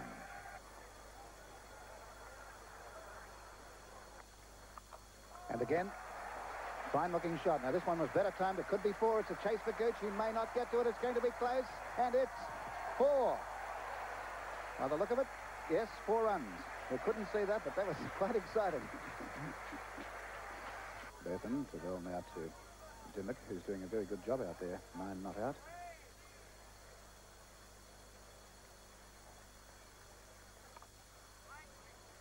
To Lever, no run. A little slower delivery then by Botham, but Dimmock shaping like a batsman. Just looking at the fall of wicket, is this the best partnership of the match for Australia? They put on 37 now. I think that would be just about the best. It would be the best of the match. That's the best for Australia, of course. Not for Gower and Boycott, of course, had a big stand for England, but for Australia, it's the best partnership. And a nice-looking shot. That was well played. Boycott. And they're looking for him. They're not going for second. And the raw for Jeff Boycott. And a good piece of fielding there. And Dimmock on to 10. And it's 8 for 165. Now, the good tactics by Tui then. He obviously wants to strike. They could have got 2 runs quite easily. But Tui's the man we want to face the bowler. Much more proficient man. A much more professional man. And he's 64 as against Dimmock's 10.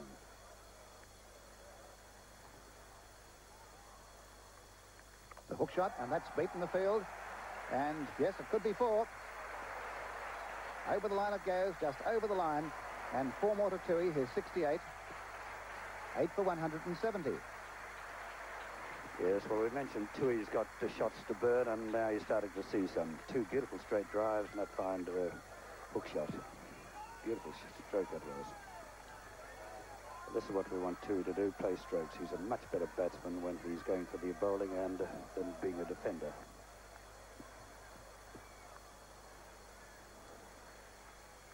Again, magnificent shot that time.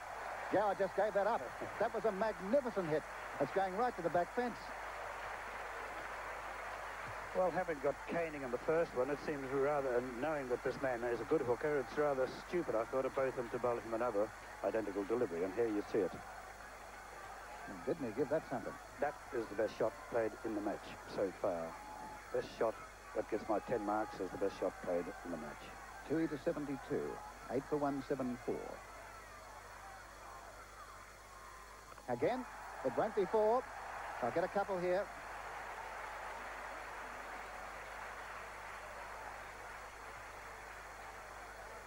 Tui 76, 8 for 176, and that makes the partnership 48. Yes, a bit of silly bowling by both of them. It's okay to bowl one bumper at him, but having seen him really cane, then I would have decided I'll give you best and decided to keep the ball up to the batsman.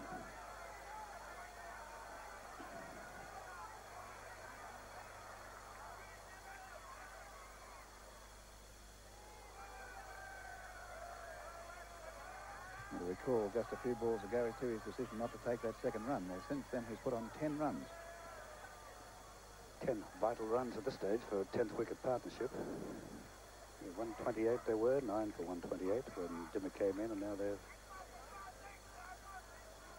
I'm still forgetting we've got Hurst to come, haven't we? I'm getting mixed up. I still think there's 9 wickets out. I'm sorry about that. 4 more. I'd say so. Yes, it's on the way. And that's 3 fours and a 2 taken by Tui and the 1 over. I picked that one right off the bat. Well, I don't think Mike Brealey be very happy about both of them's antics in that over. In fact, Brealey's going up to speak to him. Good shots, aren't they? Beautiful strokes. Tui 78, 8 for 180, and that is the 50 partnership. And that over cost 15 runs, the most expensive over of the whole match. This is going to be a testing time for Dimmock, the new ball, and a man who's a very good bowler with the new ball, that is Mike Hendrick. Bowled him. Yes, Dimmock bowled by Hendrick for 11. Tui not out 81. Australia 9 for 185. Hurst, the right-hander, and Hendrick coming in. Hendrick to Hurst. And he's looking for a single there going. Yes, they're 3 for 1. So Hurst is 1, 9 for 186. Very tall man, Willis. And he's got a run. He might get 4. That's going out towards the boundary. I don't think the fieldsman will get to it. And that's across the line for 4. You could almost call that a classic square drive.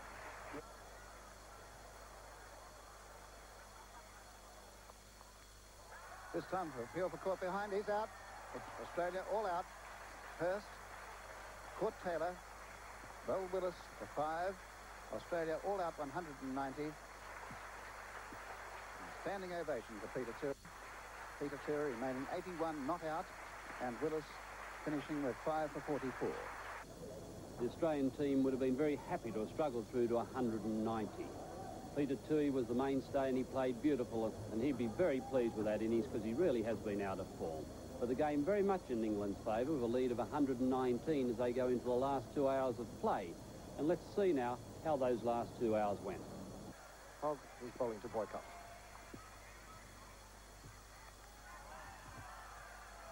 Fairly nice lifting delivery first up.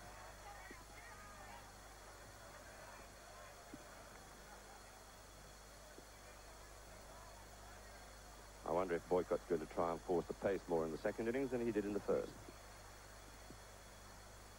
Obviously, it is in England's interest now to capitalise on this 119-run advantage that they have and score runs quickly to get 350 ahead as quickly as they possibly can.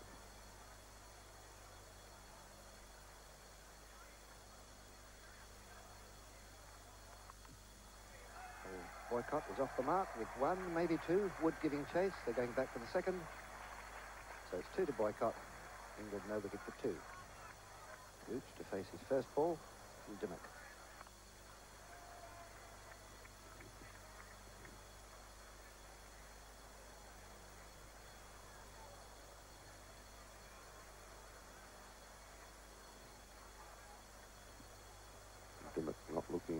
very fast at all from that far end. Just medium pace, genuine medium pace too.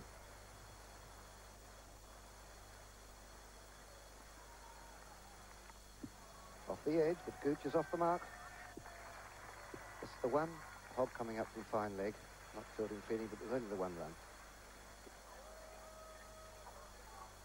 Hogg to Boycott. Oh, that's hit him on the head. We'll have another look at that, but I think that hit Boycott on the cap. No, it must... It's leg by, so it's obviously hit his body somewhere. We'll have another look. It hit him on the head, quite definite. Quite definitely. Yes, straight off the head.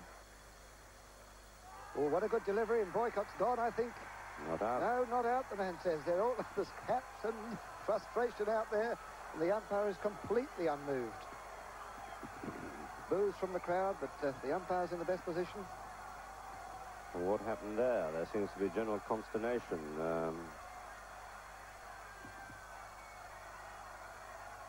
It's like a gathering of the clans at the moment.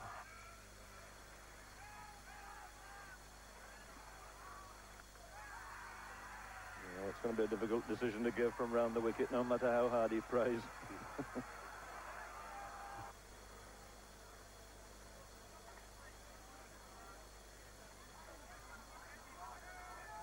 Off to Boycott. And a run.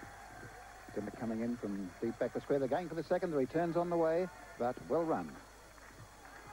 So Boycott is 23, none for 49. Yardley will bowl to Gooch.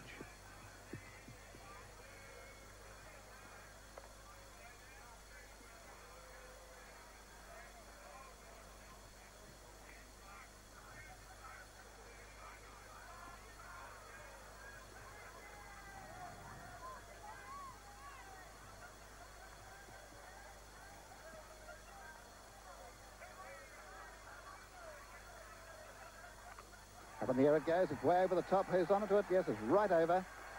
And landing just inside the line. That was almost a 6. Gooch 22. And that's the 50 up for England, none for 53.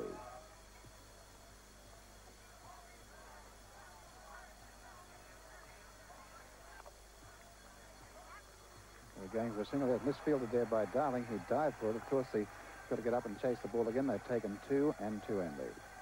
And that is the end of the day with England none for 58, 177 in front. England, with a lead of 177 after the third day, are obviously in a magnificent position. The only thing that I believe that stands between them and victory is their own slow scoring rate. Throughout this match, both teams have only scored 1 run every 2 minutes, and that's just not fast enough. If England are going to win this match, they must leave their team plenty of time to bowl the Australians out. There'll be a rest day tomorrow. The wicket for the 4th and 5th day in Perth is always at its best. Wickets will be the premium. The batsmen should be able to be on top. We'll be back here on Tuesday, so join us then.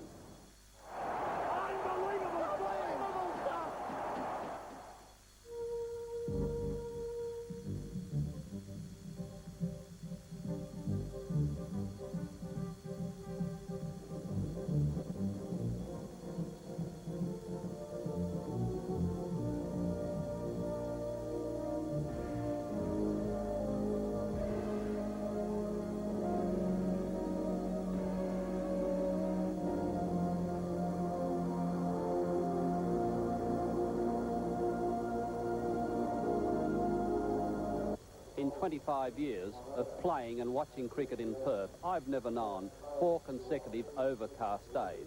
But these were the conditions when England resumed on the 4th morning of the second Test match at none for 58. An overall lead of 177. The main worry England had was to score runs quickly, however, to give their bowlers plenty of time to bowl out the Australians. Australia's main hope related only to getting wickets in this first session. If they couldn't do that, then I believe they had little chance of winning this Test match. Let's see the highlights of the morning session.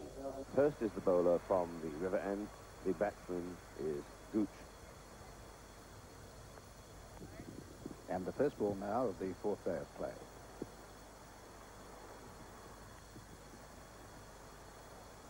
Gooch is 26, Boycott 23. 9 sundries, none for 58. And to give you an idea of the scoring rate, those 58 runs were scored in the 2-hour session on Sunday afternoon. It's only about 30 an hour. Well, with 223 still required to take the lead to 400, it's going to take them a long time at that rate, so they'll have to increase that rate. Yes, we worked out it would take them well into the 5th day.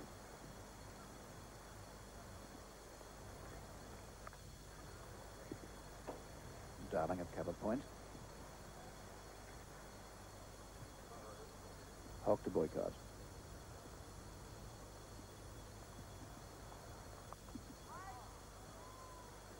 Wood just beside the square leg umpire. Umpire Brooks at square leg and umpire Baylash at this end. The umpires change over at the halfway point of the game, so they reverse their position for the second innings.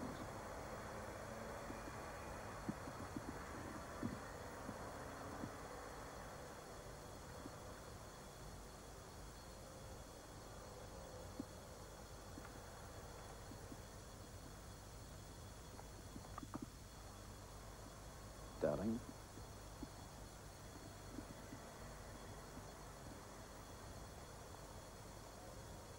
The England batsmen, of course, will be playing themselves in again before they start making shots, trying to get a good side of the ball.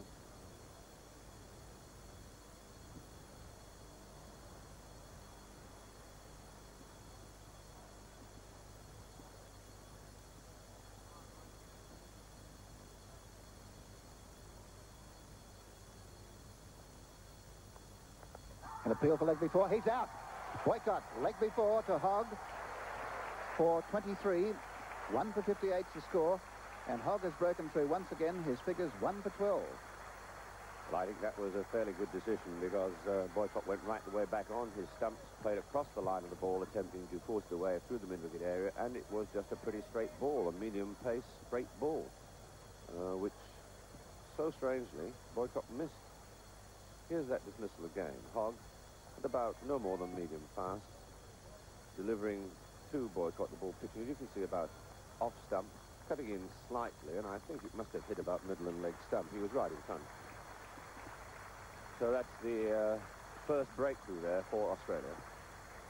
And Boycott is out. Now, Randall on a pair.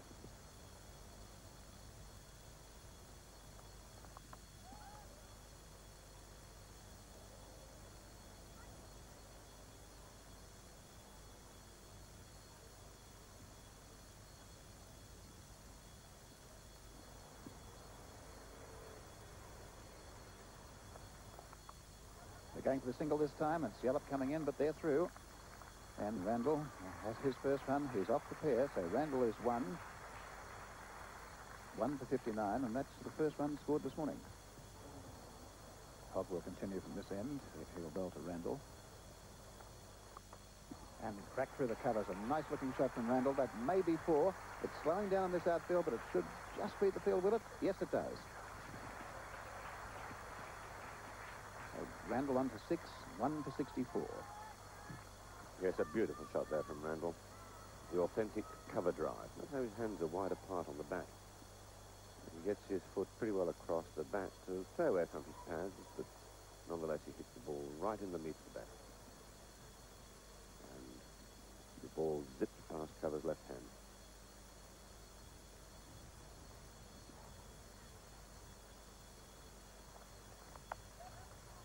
Going for the single, a shot at the stumps here, and he's hit them, and not out.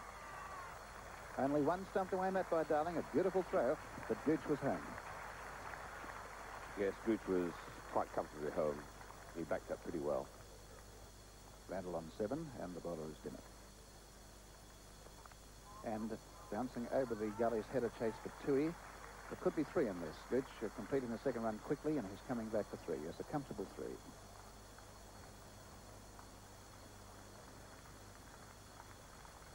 Randall going along quite well. He's up to 10 already.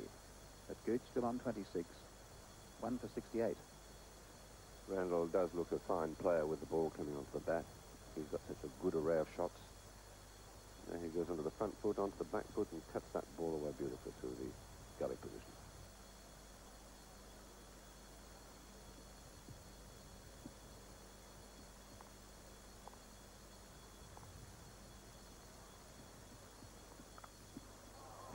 right out to the boundary it goes. 4 more to Gooch. Well, that's his first score today, but he's really gone into that. So Gooch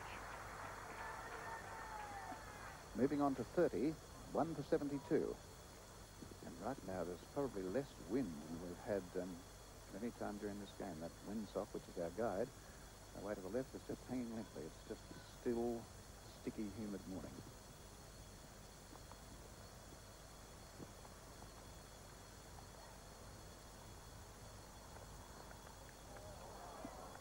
What was the contact there? That was a good delivery. I think it was pad. I don't think the bat was put to it. There it is again. The ball coming in off, it was hitting the top of the pad.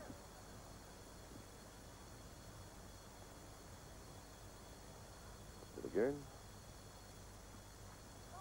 Gooch definitely beaten by that delivery. But playing tightly enough to escape the consequences. And beautiful shot, that one. Slashed between the third slip and the gully. 4 more to Gooch. He goes on now to 35. Total moving to 78. 1 for 78. There's an excellent square cut there from Graham Gooch. But I think this is going to be a sign of the times, because I think now the England batsmen, having gained the sight of the ball, I think they'll be going for their shots more. And straight away, Yallop dropping down. A third man. A defensive move by the Australian captain. 2 it is.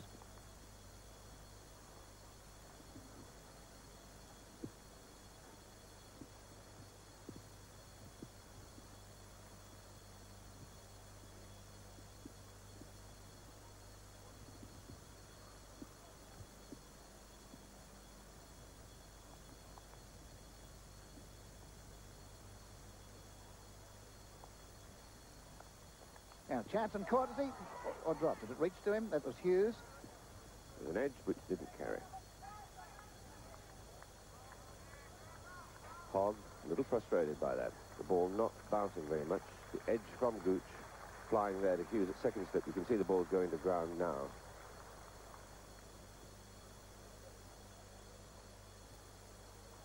And let's have a look at it again. In fact, Hughes got to it before it got down. And Hughes coming forward has grasped a catch. It was a difficult catch.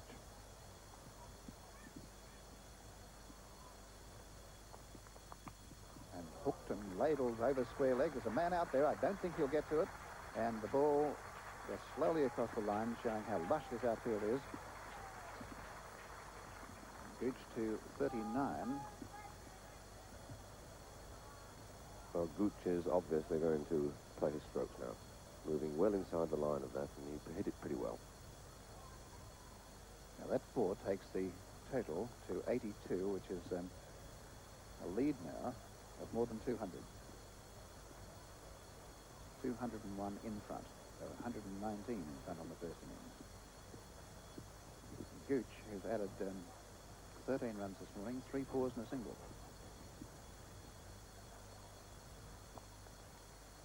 They're going for a run here. There's danger.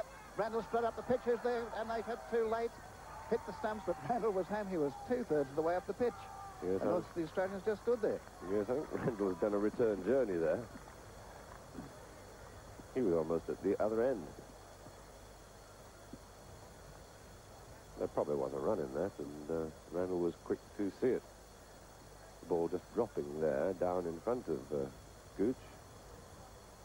And Gooch not making any move at all.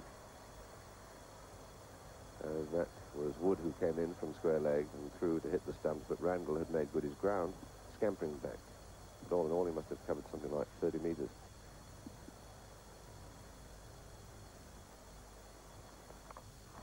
That's short. That's hooked away very powerfully by Randall. Fine shot. He really clobbered that in front of square. Takes England on to 1 for 93 and Randall on to 16. We'll see this one very short, and Randall hitting this very high ball, but hitting it beautifully. Graham Gooch on 43 now. Settling down at the far end, it's Rodney Hogg. Continue from this near end, this pavilion end.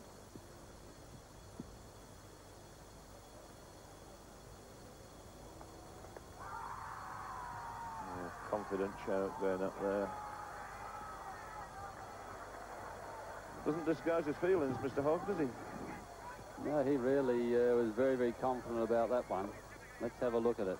Oh, from the end of the line. Gooch playing well back. And hitting middle of the pads. Looks reasonably close. It was a good shout, Bob, but see from where he delivers that ball, right from the end of the line. It's going across at an angle, and I'm absolutely certain the umpire was right. It was going to miss leg stump. Certainly well up as the spot to bowl for Gooch, who pushes back so often. The LBW appeal there is style of ball. It's very likely to get him when it just nips back in.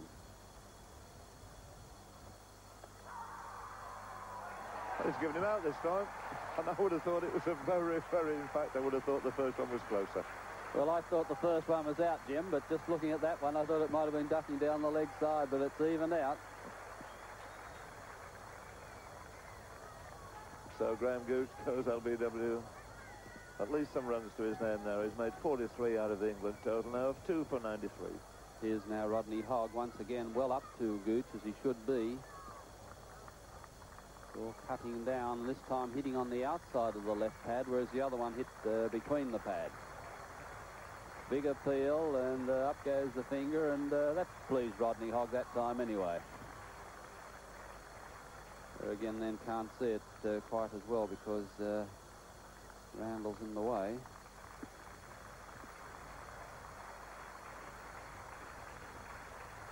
Good innings, however, by Graham Gooch, one which must have pleased him. Well, in comes Mike Brearley, which I thought must be a fairly strange decision. I think Gower or Botham a little higher in the order at this stage for England might have been a more aggressive policy. Yes, England, who really do hold all the aces in this game, should be trying to push on their advantage. Really hasn't shown any inclination on this tour to score very quickly. I think he took 7 hours for 100 against Melbourne. And the test matches so far has only been able to push the ball around, not play attacking cricket.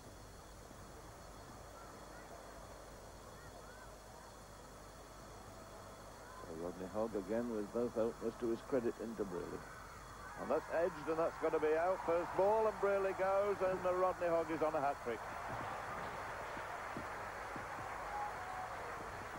So disaster there for Mike Brearley, and the joyous Hogg has now claimed 3 wickets at a cost of 30 as England tumble here to 3 for 93. Yes, we'll watch this ball now. Rodney Hogg pushing it in again. Outside edge, and a very simple catch to Johnny McLean.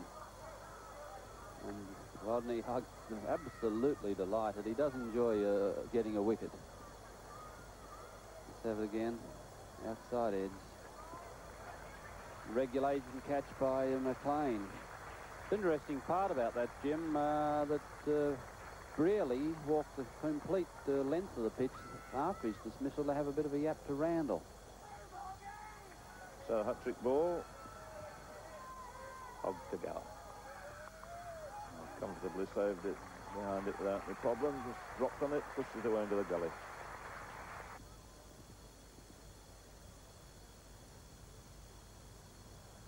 Hogg again to Rundle. Guided that away quite skillfully down to long leg, moving in, and Rundle running well. Run the first quickly and was able to come back for the second.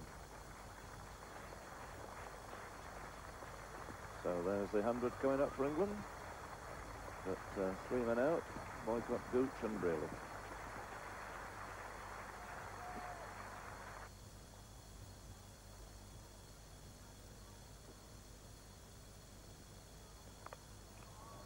Threw himself at that, hit it on the up, square on the offside.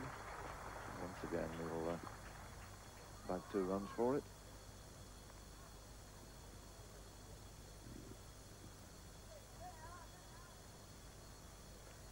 Well, wide of the body, going for a big cover drive.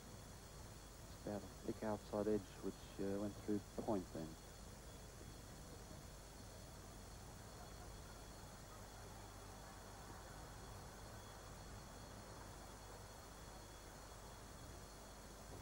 Oh. Oh, what about that? Looks like a Sunday afternoon shot there to me. A real yahoo from outside, off stump. I think, Jim, you could describe the replay for that one. Oh, I'll tell you what, Bob, it's nearer one of my shots than one of yours. Yes, I don't think there's a position in the textbook for that shot, but it's certainly effective with 3 runs. Well, I kept saying what a character this Rundle is. He's showing it out in the middle at the moment. He just absolutely cock a hoop out there. I don't think he feels that he can get out. I don't know what David Gower makes of that, who's facing now, still looking to score.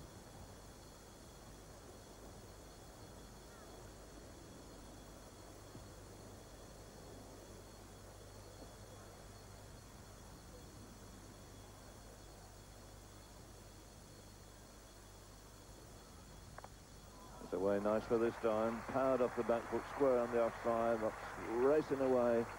Slow outfield though, still down there. And any other part of the ground, he would have made 4 for it. Instead, Gower opens his account with 3. Not the spot the bowler Gower short. He's over across that beautifully and square cut that. Look at a beautiful balance then by Gower. 111 on the board, 3 men out. Rundle facing. And he's got a top edge. He's going to get 4 runs for it. Oh, the top of the wicket keeper. So everything going to Crick Russell's way at the moment. So left-handed Gower will face Alan Hurst first of all. Just 2 slips and 1 gully there now.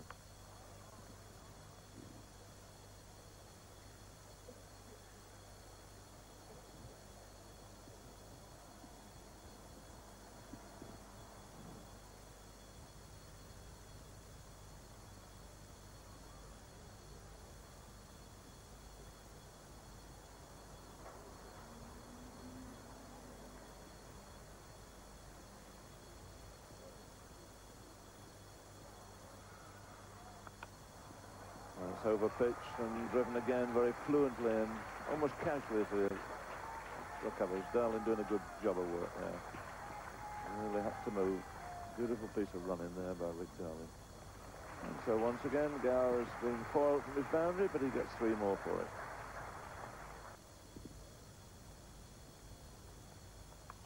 And here's that cross-batted shot again. We saw one earlier when Dimmock was bowling from the other end, and might just make the line. Hogg's chasing it, and he's got it just inside.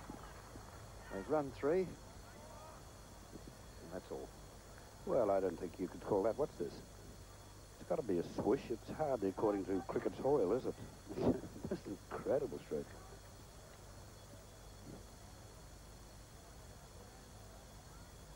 It's up in the air, and he's gone. Randall is out. Caught at leg split there by Cozier. So Randall is gone. Port Cozier, bowled Jarby for 45. England are now 4 for 135. Well, if I was Mike Brearley, I'd get Randall and give him a real old round of the tables for that stroke and the stroke he played previous that. He downs down, I would say, almost before the ball is bowled. Now, let's see what happens. Here he goes down. The bowler had hardly left the hand and gets a top edge and a simple catch to Cozy. But it's an absolute foolish stroke, unnecessary in the position, and really, no doubt, we'll have a word or 2 to say to Randall. Here we go again. He hit a mile too early, as you can see, and caught the back of the bat and just popped up a very simple catch. But it's good camera work there, and look at them. They're very happy and not a very judicious stroke. It's going to be Yardley to both of them.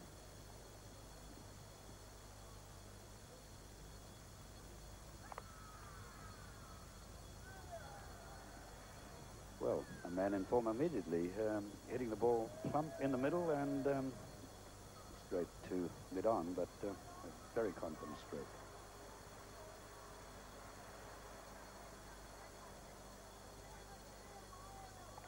And the sweep shot. That could be 4 runs. It's going to beat Hogg at square leg. It's gone too fine for him. So Botham opens his account with a 4.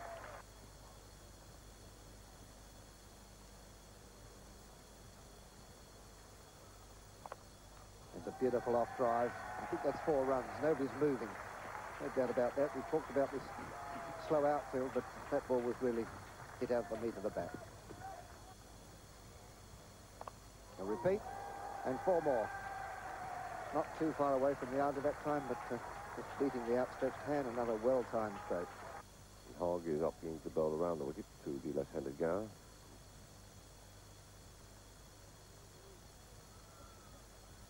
And a appeal for caught behind. He's out. Gower caught McLean, bowled Hogg for 12. It's 5 for 151, and Hogg has 4 for 35. Again, Gower, I think, troubled by the bounce, which was rather more than he expected. It came over the top of the bat. And Gower, playing that shot of his, where he tries to make room for himself and cut through the gully, hit the ball with the top edge and was taken by McLean. Here it is again. Gower, as you can see, just underneath the ball, edging it very slightly. New batsman coming in is Miller. We're down to the second half of the batting order now.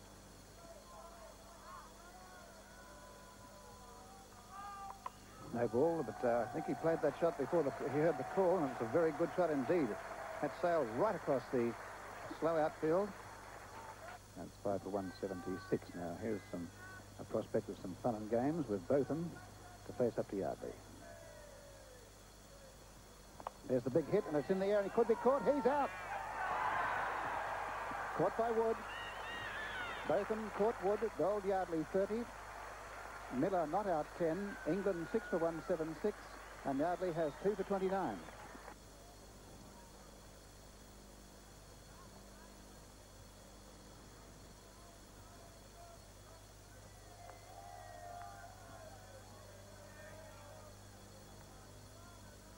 And that's the outside edge, and Lever's gone.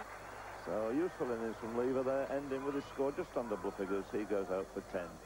And England are 7 for 201. Yardley to Miller. Up in the air, and he's gone. So Miller is out for 25, and England are now 8 for 201. Small figure of Bob Taylor, the wicketkeeper, who's turned himself into a fairly useful batsman.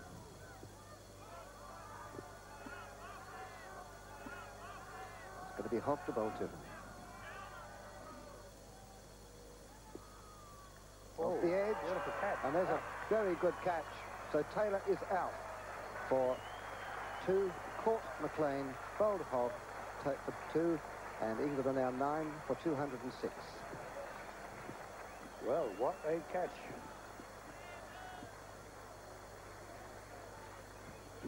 There you see it. Dimmock to Hendrick.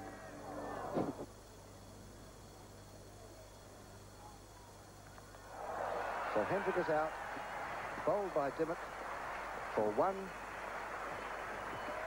and England all out for 208.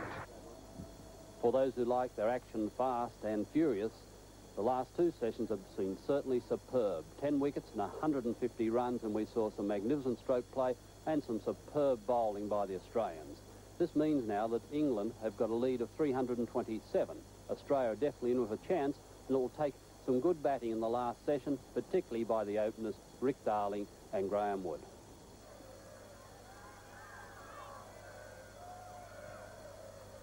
And Snick, and he's dropped. I don't think he carried. We may have just got there almost at Brealey's feet. Let's have a look. Let's see if it's carried. Definite edge. There goes the edge. Now, does it carry to Brealey? That's the thing. And his hands down there. Let's watch the ball bounce. He took the ball cleanly, and seems to suggest to me that the ball didn't carry. Well, that time he pulled away.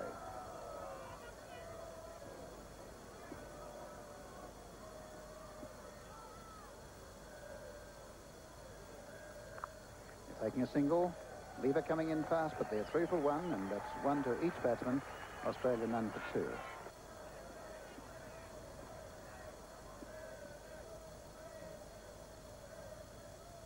And the hook shot. And Boycott running round. He will not get to it. 4 runs. The batsmen are still running under the misapprehension that the ball didn't go over the line. They just about run 4 Well, I must say that was a good shot, but I'm not too keen on seeing a batsman play the hook shot so early in his innings. You really have to get your eye in and gauge the pace of the wicket before you start playing shots like that. Darling, of course, loves to hook.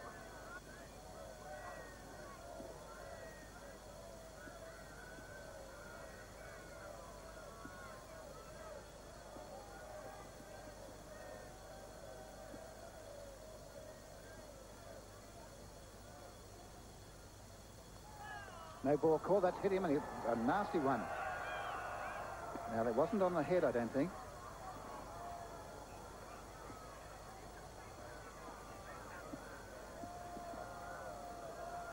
Well, where's that struck him? He's certainly in a great deal of agony. There's that ball again. Let's see where it strikes Darling. I think it's hit him more or less in the stomach. He's down. And he really is in pain.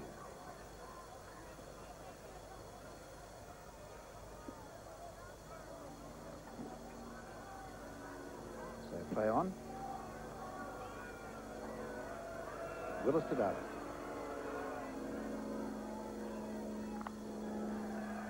And just look at him. He covered that all right. That's the end of the over.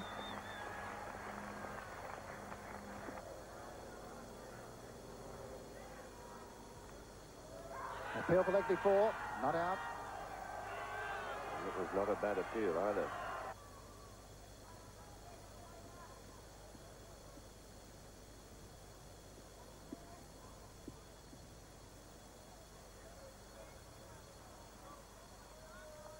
And that's in the air, and it's going out to Boycott, and is he out? I would say he is out. Yes, Darling caught Boycott. Bowled Lever for 5, an unusual dismissal. Australia 1 for 8. There's the ball from Lever, short, and it just got up so suddenly. As you can see, it takes him completely by surprise. It hits the top of the bat handle. The top of the bat handle and flies out, up to mid-on. A tremendous way for a ball such as that to travel. Well, there's the situation of the game. Australia 1 for 11 in the second innings, requiring 328 to win. The 85 minutes lost through rain late in the day means that Australia really have no chance of winning this match. I feel it's going to be a draw, but if any team's going to be winning, it's going to be England. England at present have a lead of 327 and Australia are 1 for 11, and that's an awful long way to go on the last day.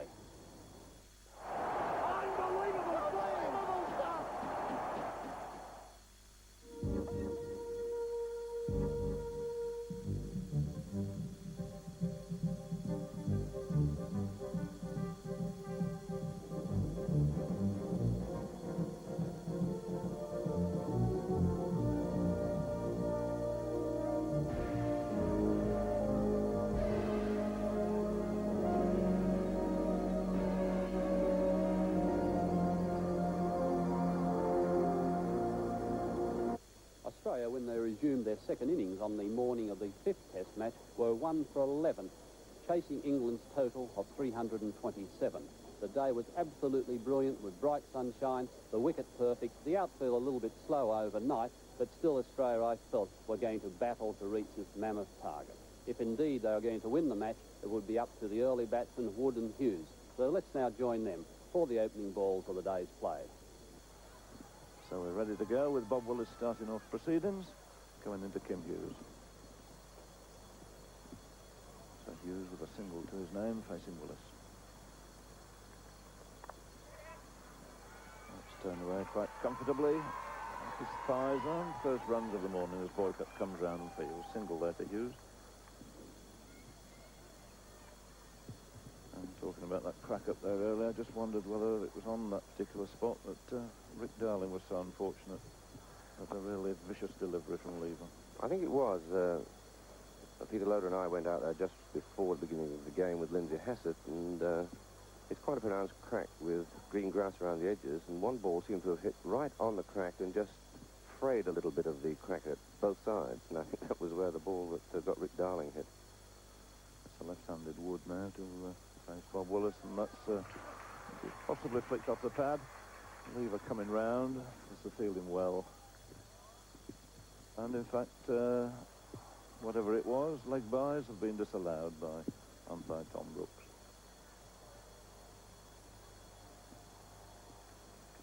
Wood eye in the field as the lever comes in from this pavilion end. Left arm, quickish bowler coming over the wicket.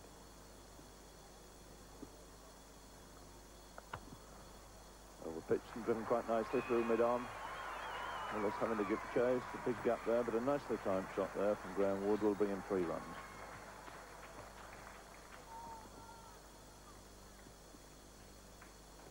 Well, Jimmy, looks as though the outfield's a little bit slower after that rain. Yes, I'm absolutely certain it will be, particularly down this side, on the left-hand side of the screen there. It's been slow there throughout the match, but that rain can't really have helped Australia's cause in chasing runs here.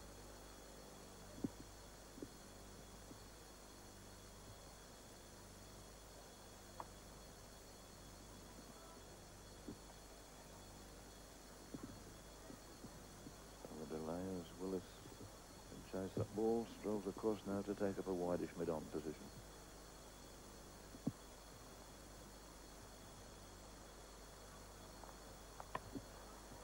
And he's in business again, is Big Bob. He's going to chase that through mid-wicket, and it's Kim Hughes' turn this time to add 2 runs.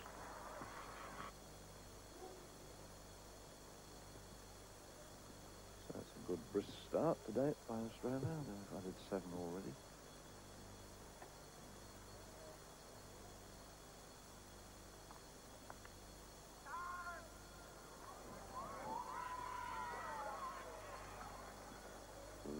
Hesitation that Wood so often produces in his running partner. Just a gentle breeze, as you can see, from the windsock there.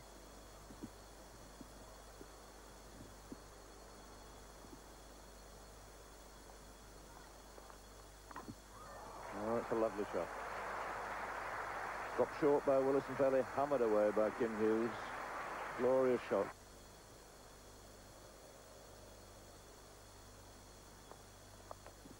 Another good shot, this time from the left-hander Wood, over pitched on his leg stump. Food and drink really there for him. Substitute Edmonds, who's come out to field for Willis, doing the work out there, and Graham Wood gets 3 for it.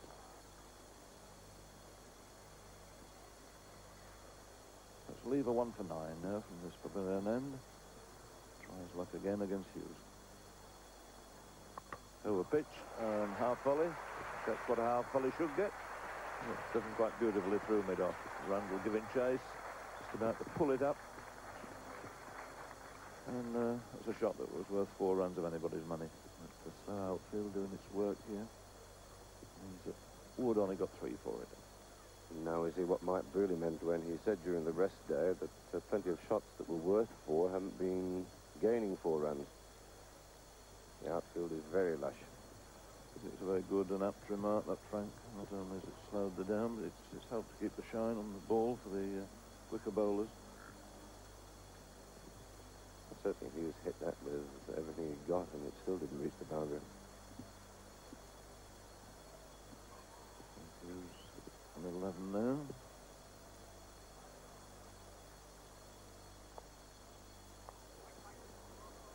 It's taken very low down too by Bob Taylor's having another look down there. Yes, but again the ball moves off the wicket. As it has done so often with the bowler coming from this end. You can see probably moved about 6 to 9 inches. But even if Wood had edged that, there'd have been a doubt as to whether the ball would have carried.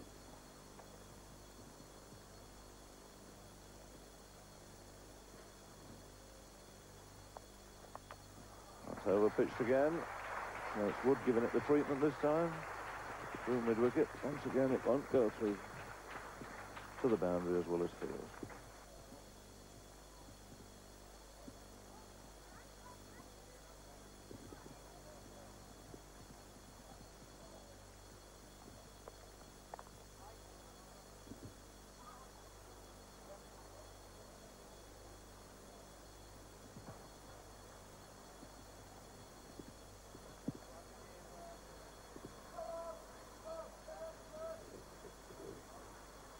Again to Hughes. And he's beautifully caught. Tremendous catch. Willis has struck. Great catch again in the gully this time by Gooch. Australia 2 for 36 and Kim Hughes has gone. Hughes out for 12. And I think possibly a little bit unlucky because he fairly middled that. It was a glorious catch. He was unlucky in one respect. He hit it straight to the fieldsman. A short ball. A legitimate shot which he failed to get on top of because the bounce was just a little bit more than he expected. And he hit it straight to Gooch. And Willis to Yallop. Very nearly paid off. Didn't pitch too far in front of Boycott. Both of them to Wood. There's a good hook shot there. Looks like 4 runs. If Boycott giving chase, but he won't catch that. So Wood goes on to 19 and it's 2 for 40.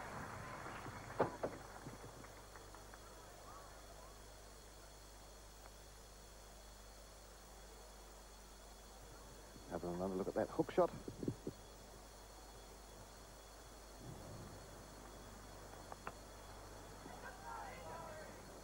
So at the bowler's end, and he's hit the stump, but Wood safely home.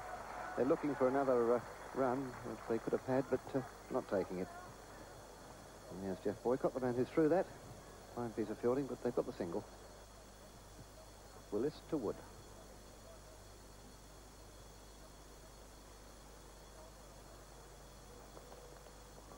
Well, that is a wide, I'm sure. Yes, and it's 4 runs.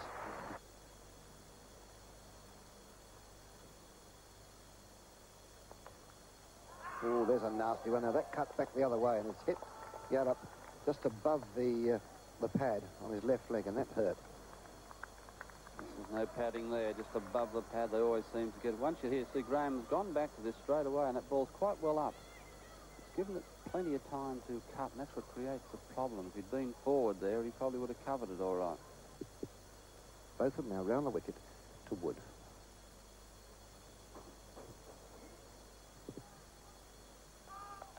No ball. Fine hook shot. 4 runs.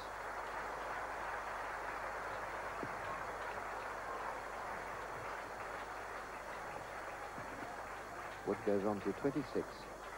It's 2 for 50. Wood very quickly on anything short. In good position here, getting inside the ball and helping it on the way. So it's Graham Yallop, the Australian captain, still struggling to get off the mark. It's Willis to bowl to.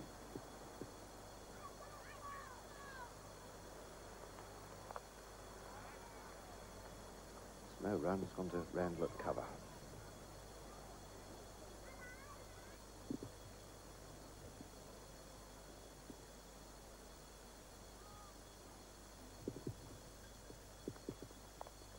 Off the edge, and he's off the mark. A very unhappy Bob Willis there, showing his disappointment. Yes, I think that was another catch. They will have carried. Have a look at this now. Graham once again pushing down the onside. And I'm sure it was a catch there. Both of them to Wood.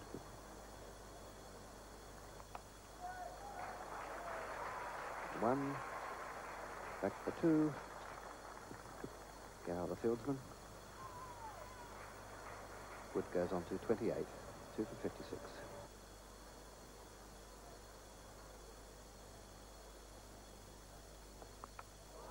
The hook, and it's up in the air. Boycott's underneath it, and I think he'll be out, and he's dropped it.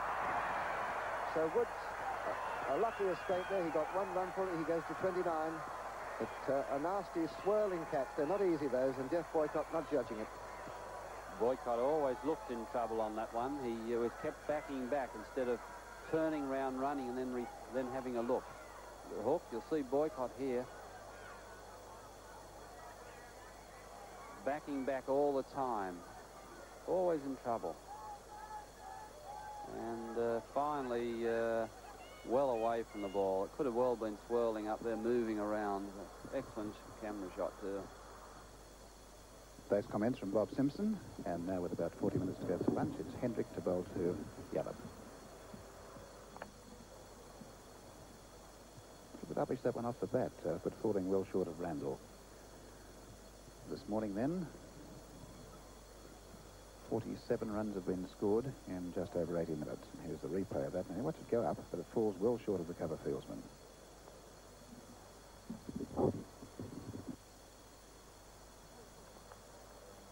An appeal for caught behind, but not out. Yes, he's out.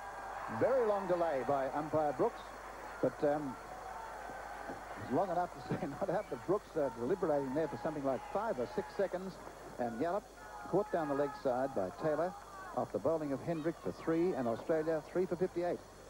Yes, that's a very confident appeal by every fieldsman, and Tom Brooks took a long while. Now let's see all the fieldsmen, if we can, see them all go up together. Well, it didn't seem to change course much, did it? Well, I wouldn't like to adjudicate that. And umpire Brooks gave him out, so he's out. That's the whole thing. But it did not deflect. Didn't appear to deflect one little bit. So the game goes on. Through in Australia in a lot of trouble now. 3 for 58, and much depends on Tui and Kozu, the next 2 batsmen to come in. The batsman out there for this morning, Darling, was out yesterday, of course, for 5. He was caught Boycott bowled Lever. Hughes caught Gooch bowled Willis for 12 this morning, and Yallop caught Taylor bowled Hendrick for 3. Now here's Tui, the top scorer for Australia in the first innings, 81 not out, and he comes in now with Australia in a bit of a plight out there now. Yes, all the odds are swung. They've always been heavily in England's favour, and that's even more so now. And the weather forecasts are pretty good today, unlike the storm we had last night. And Australia have a real battle on their hands because there's a lot of time left for the Englishmen to dislodge the Australian batsmen. Well, before you came on, Keith, you made some interesting observations about that missed catch by Boycott. It looked bad, but it wasn't as bad as it seemed. No, when you've been out in the middle, things a little differently to what you see when you're off the field. And the point is this, that the ball went very high, and they are possibly the worst catches of all to take. You have too long to think about them. And you've got to remember, Geoffrey Boycott has contact lenses. And another thing, the sun is straight above. If you like to look at the shadows of the fieldsmen, it's straight below them. And I would say that Boycott would have been looking straight into the sun because he misjudged it badly in the end. He got a hand to it, but he's completely out of position. But you got to remember that when you're looking up the sky, and as I say, you can just look at the fieldsmen there. There's no shadow at all except straight below them. So I'd say Boycott, a bit unlucky, looking straight into the sun. Now Hendrick to Tui. And Peelper caught behind, and he's out. Hendrick's on a hat-trick. Less sensation. 2 wickets in 2 balls. Well. 100 one day, they say, and a duck the next. Well, Peter Tui, 81 not out, almost 100 in the first innings, and first ball in next innings. And, well, here we go again. Let's see how much deflection there is. Well, that seemed to come straight through, and of course you watch the fieldsman and the bowler, they all went up. They had no qualms about that being touched, and Tom Brooks, 2 decisions in a row, and they're very tough decisions. Hendrick to Kozia, bowling for the hat-trick.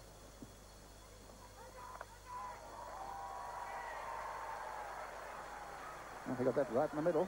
Played like a man in form, wasn't it? Played like a man in real top form. And runs here. There's nobody there. Of course, a long chase of Randall. Randall's flying from the far side of the field, and they'll take 2. Randall fielding that ball from cover point. He must have run 100 metres to get there. In 9.2 seconds, Norman May.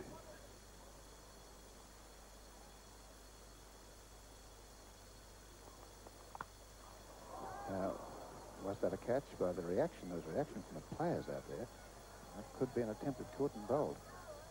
It's very hard to tell. He smothered us and possibly a bump ball. Let's have a look. No, straight catch. It's a straight catch. Well, as you rightly said, Norman May, the reaction of the player suggested a catch. Botham from this end, he'll bowl to Wood. Well, there's that gone. It's up in the air, and Boycott is underneath it this time, and he has dropped it again. They'll take 2 runs. That was a hard one there. Oh, that was a hard catch, and no, don't blame Jeff Boycott for that. That was the most difficult catch, and frankly, I reckon he did well to even get a hand to it. No, Geoffrey Boycott, that's a great effort, I'm not kidding. Up it goes. Look at Wood. You can see him looking up. But watch Boycott. He's got a long run, and he's looking into that sun. I reckon he's done a great job, really. Well, Just on threes now. he made the point before about his shadow. Look where his shadow is. Yeah, right straight, underneath him. Yes, and he'd be looking straight in the sun, which a lot of people don't realise.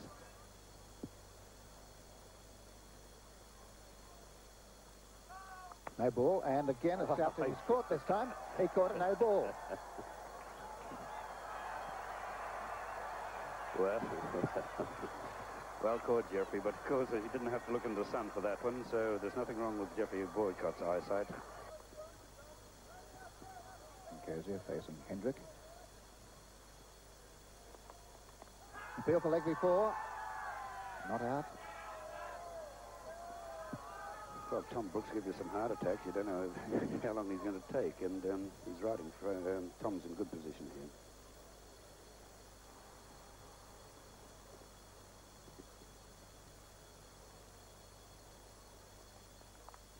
And runs a long chase for Boycott. Boycott's going to run here. He's got to chase it right down to the boundary, and the ball just might reach there. It's going to be close, and Boycott will get it. Yes, he does. They could run 4 if they want to. Now they're quite happy with 3.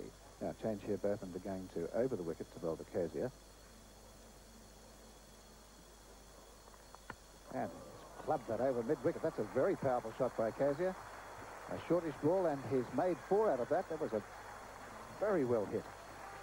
That same little short back punchy shot. He's very powerful, as we mentioned earlier, and that was a fine shot. What's this?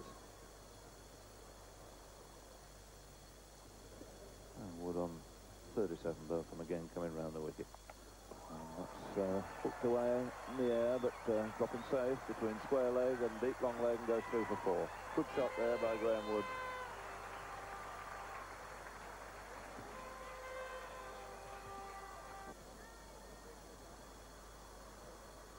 Bertham again.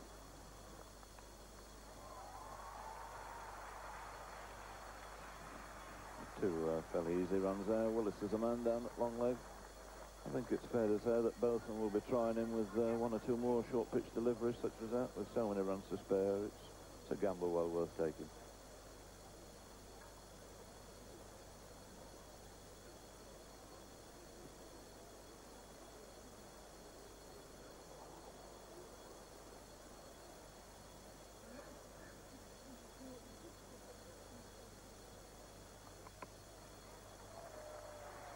Got come into the action this time on the opposite side of the field. It's pushed quietly away by Wood for 2 runs.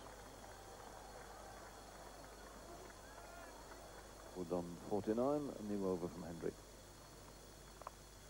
And hurrying quickly through. So they smartly take the single by Graham Wood, brings him to his first 50 in this series. Good, solid performance, although he's been dropped a couple of times. Hendrick again to Kozia. There's a single that the crowd have been waiting for. That'll bring up the 100 for Australia.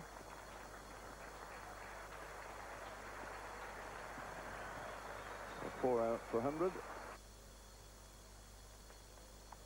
Well, there's 4 runs from a bouncer. I think intentionally played over the top by Kozia. Yes, it's always pretty safe, that one. A high bouncer, if you really go after it on the square or back cut, you've got to be unlucky. Here it is now. You'll see Kozia giving himself room and helping it over the top, I believe. And it's bounced only a couple of times before running into the wicket. Here it's from the other angle. There it is, laying back. Bang. Away over the top. 40 love. That's a better shot. Long chase for Gower. They'll cross for 2. And they'll be back for 3. That's a good shot from Kozia. Now that might reach the boundary. Running down the hill, and it'll be 4 runs. Kozia goes to 45 for 139. That's a great shot, this Kozia, leaning right into the ball. Beautiful transference of weight. And he's hit that one in the middle. And yet, that just got to the boundary. Yet he's hit it at 1,000,000 miles an hour.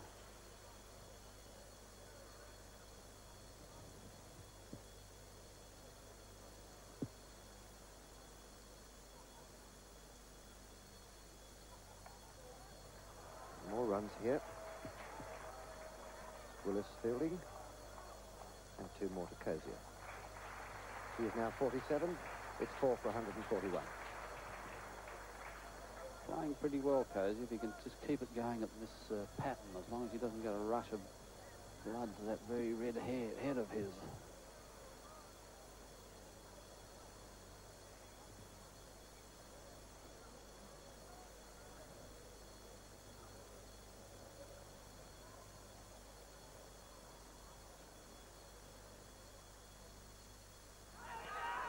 That's out.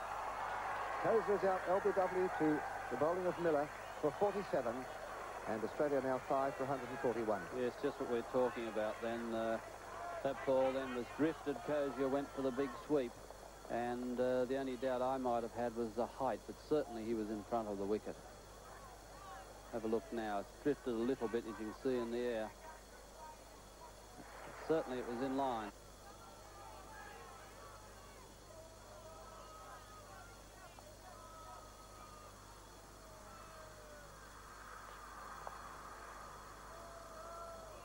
Single there to McLean. He's off the mark with that. And it's 5 for 143. Lever has already taken a wicket. That was the first wicket, in fact, of 4 last night when Darling was caught by Boycott, a most unusual dismissal. That's Wood on 64.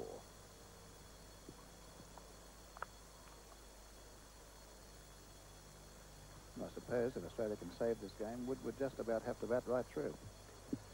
Well, here's the man we want. Of course, he's lived rather dangerously, hasn't he, throughout this match? He's dropped by Brearley before he'd scored, and then Jeff Boycott had one chance he should have held, looking into the sun, a very high sky, trying to hook the ball, and then a little later, a similar shot, but Boycott had to run a long way, and I would not really classify that as a chance. Then to rub it in, Boycott caught him off a no ball. And appeal for caught behind, but not out. Yes, he is again. A long delay by the umpire. Umpire Brooks, in his last match, delayed that time so long, I have never seen as long a delay as that to give a man out. Well, that is the longest delay I have ever seen. Oh, listen to applause, listen to boos. Oh, well. Well, it's quite unanimous. Behind the wicket, all the players, or practically every player went up in unison, but the bowler didn't. And so there, Umpire Brooks, the longest delay I could ever recall in giving a man out. And Wood's not happy, but all the boys behind the stumps went up as one. So let's have a look at that. Just watch the appeal from the men behind the wicket.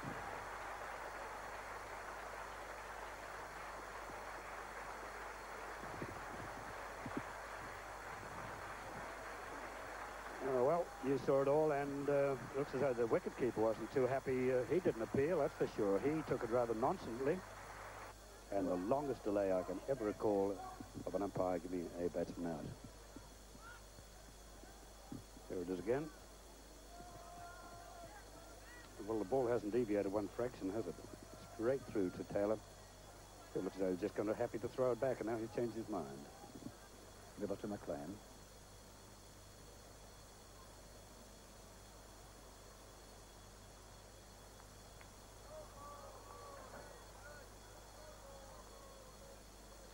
An appeal for leg before, and caught and slipped. Oh, he's caught by the slip fieldsman there. Much faster delivery, and it's one that goes straight through, and for a second it looked as though it hit the pad, but you can see it hit the outside of the bat here. Good delivery, and much quicker one, and well caught. And the field in place now for the off-spinner Miller, and Hogg to take strike. Oh, and didn't that curl and didn't it spin? Well, I suppose it's about time for the little quick low one. Bowled in, clean bowled in. The exact ball that was nominated by Keith Miller. Well, you can pick them at times, can't you? I said about time, that low, fast one, and it got through, Hoggs right through and knocked him over. And Lever will bowl to Yardley.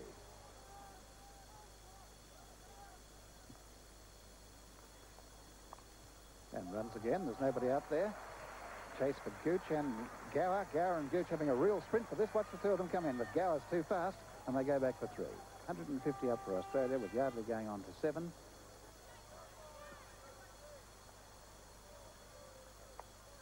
And caught brilliantly. What a magnificent catch. Hendrick. I don't believe it. I don't believe it. A left-handed catch. That's as good a slip catch as you could see. That's as good a catch I've ever seen, Nat. That wasn't even a catch. It's incredible reflex action. Oh, no, I don't believe it. I don't believe it. What's this? Whoosh.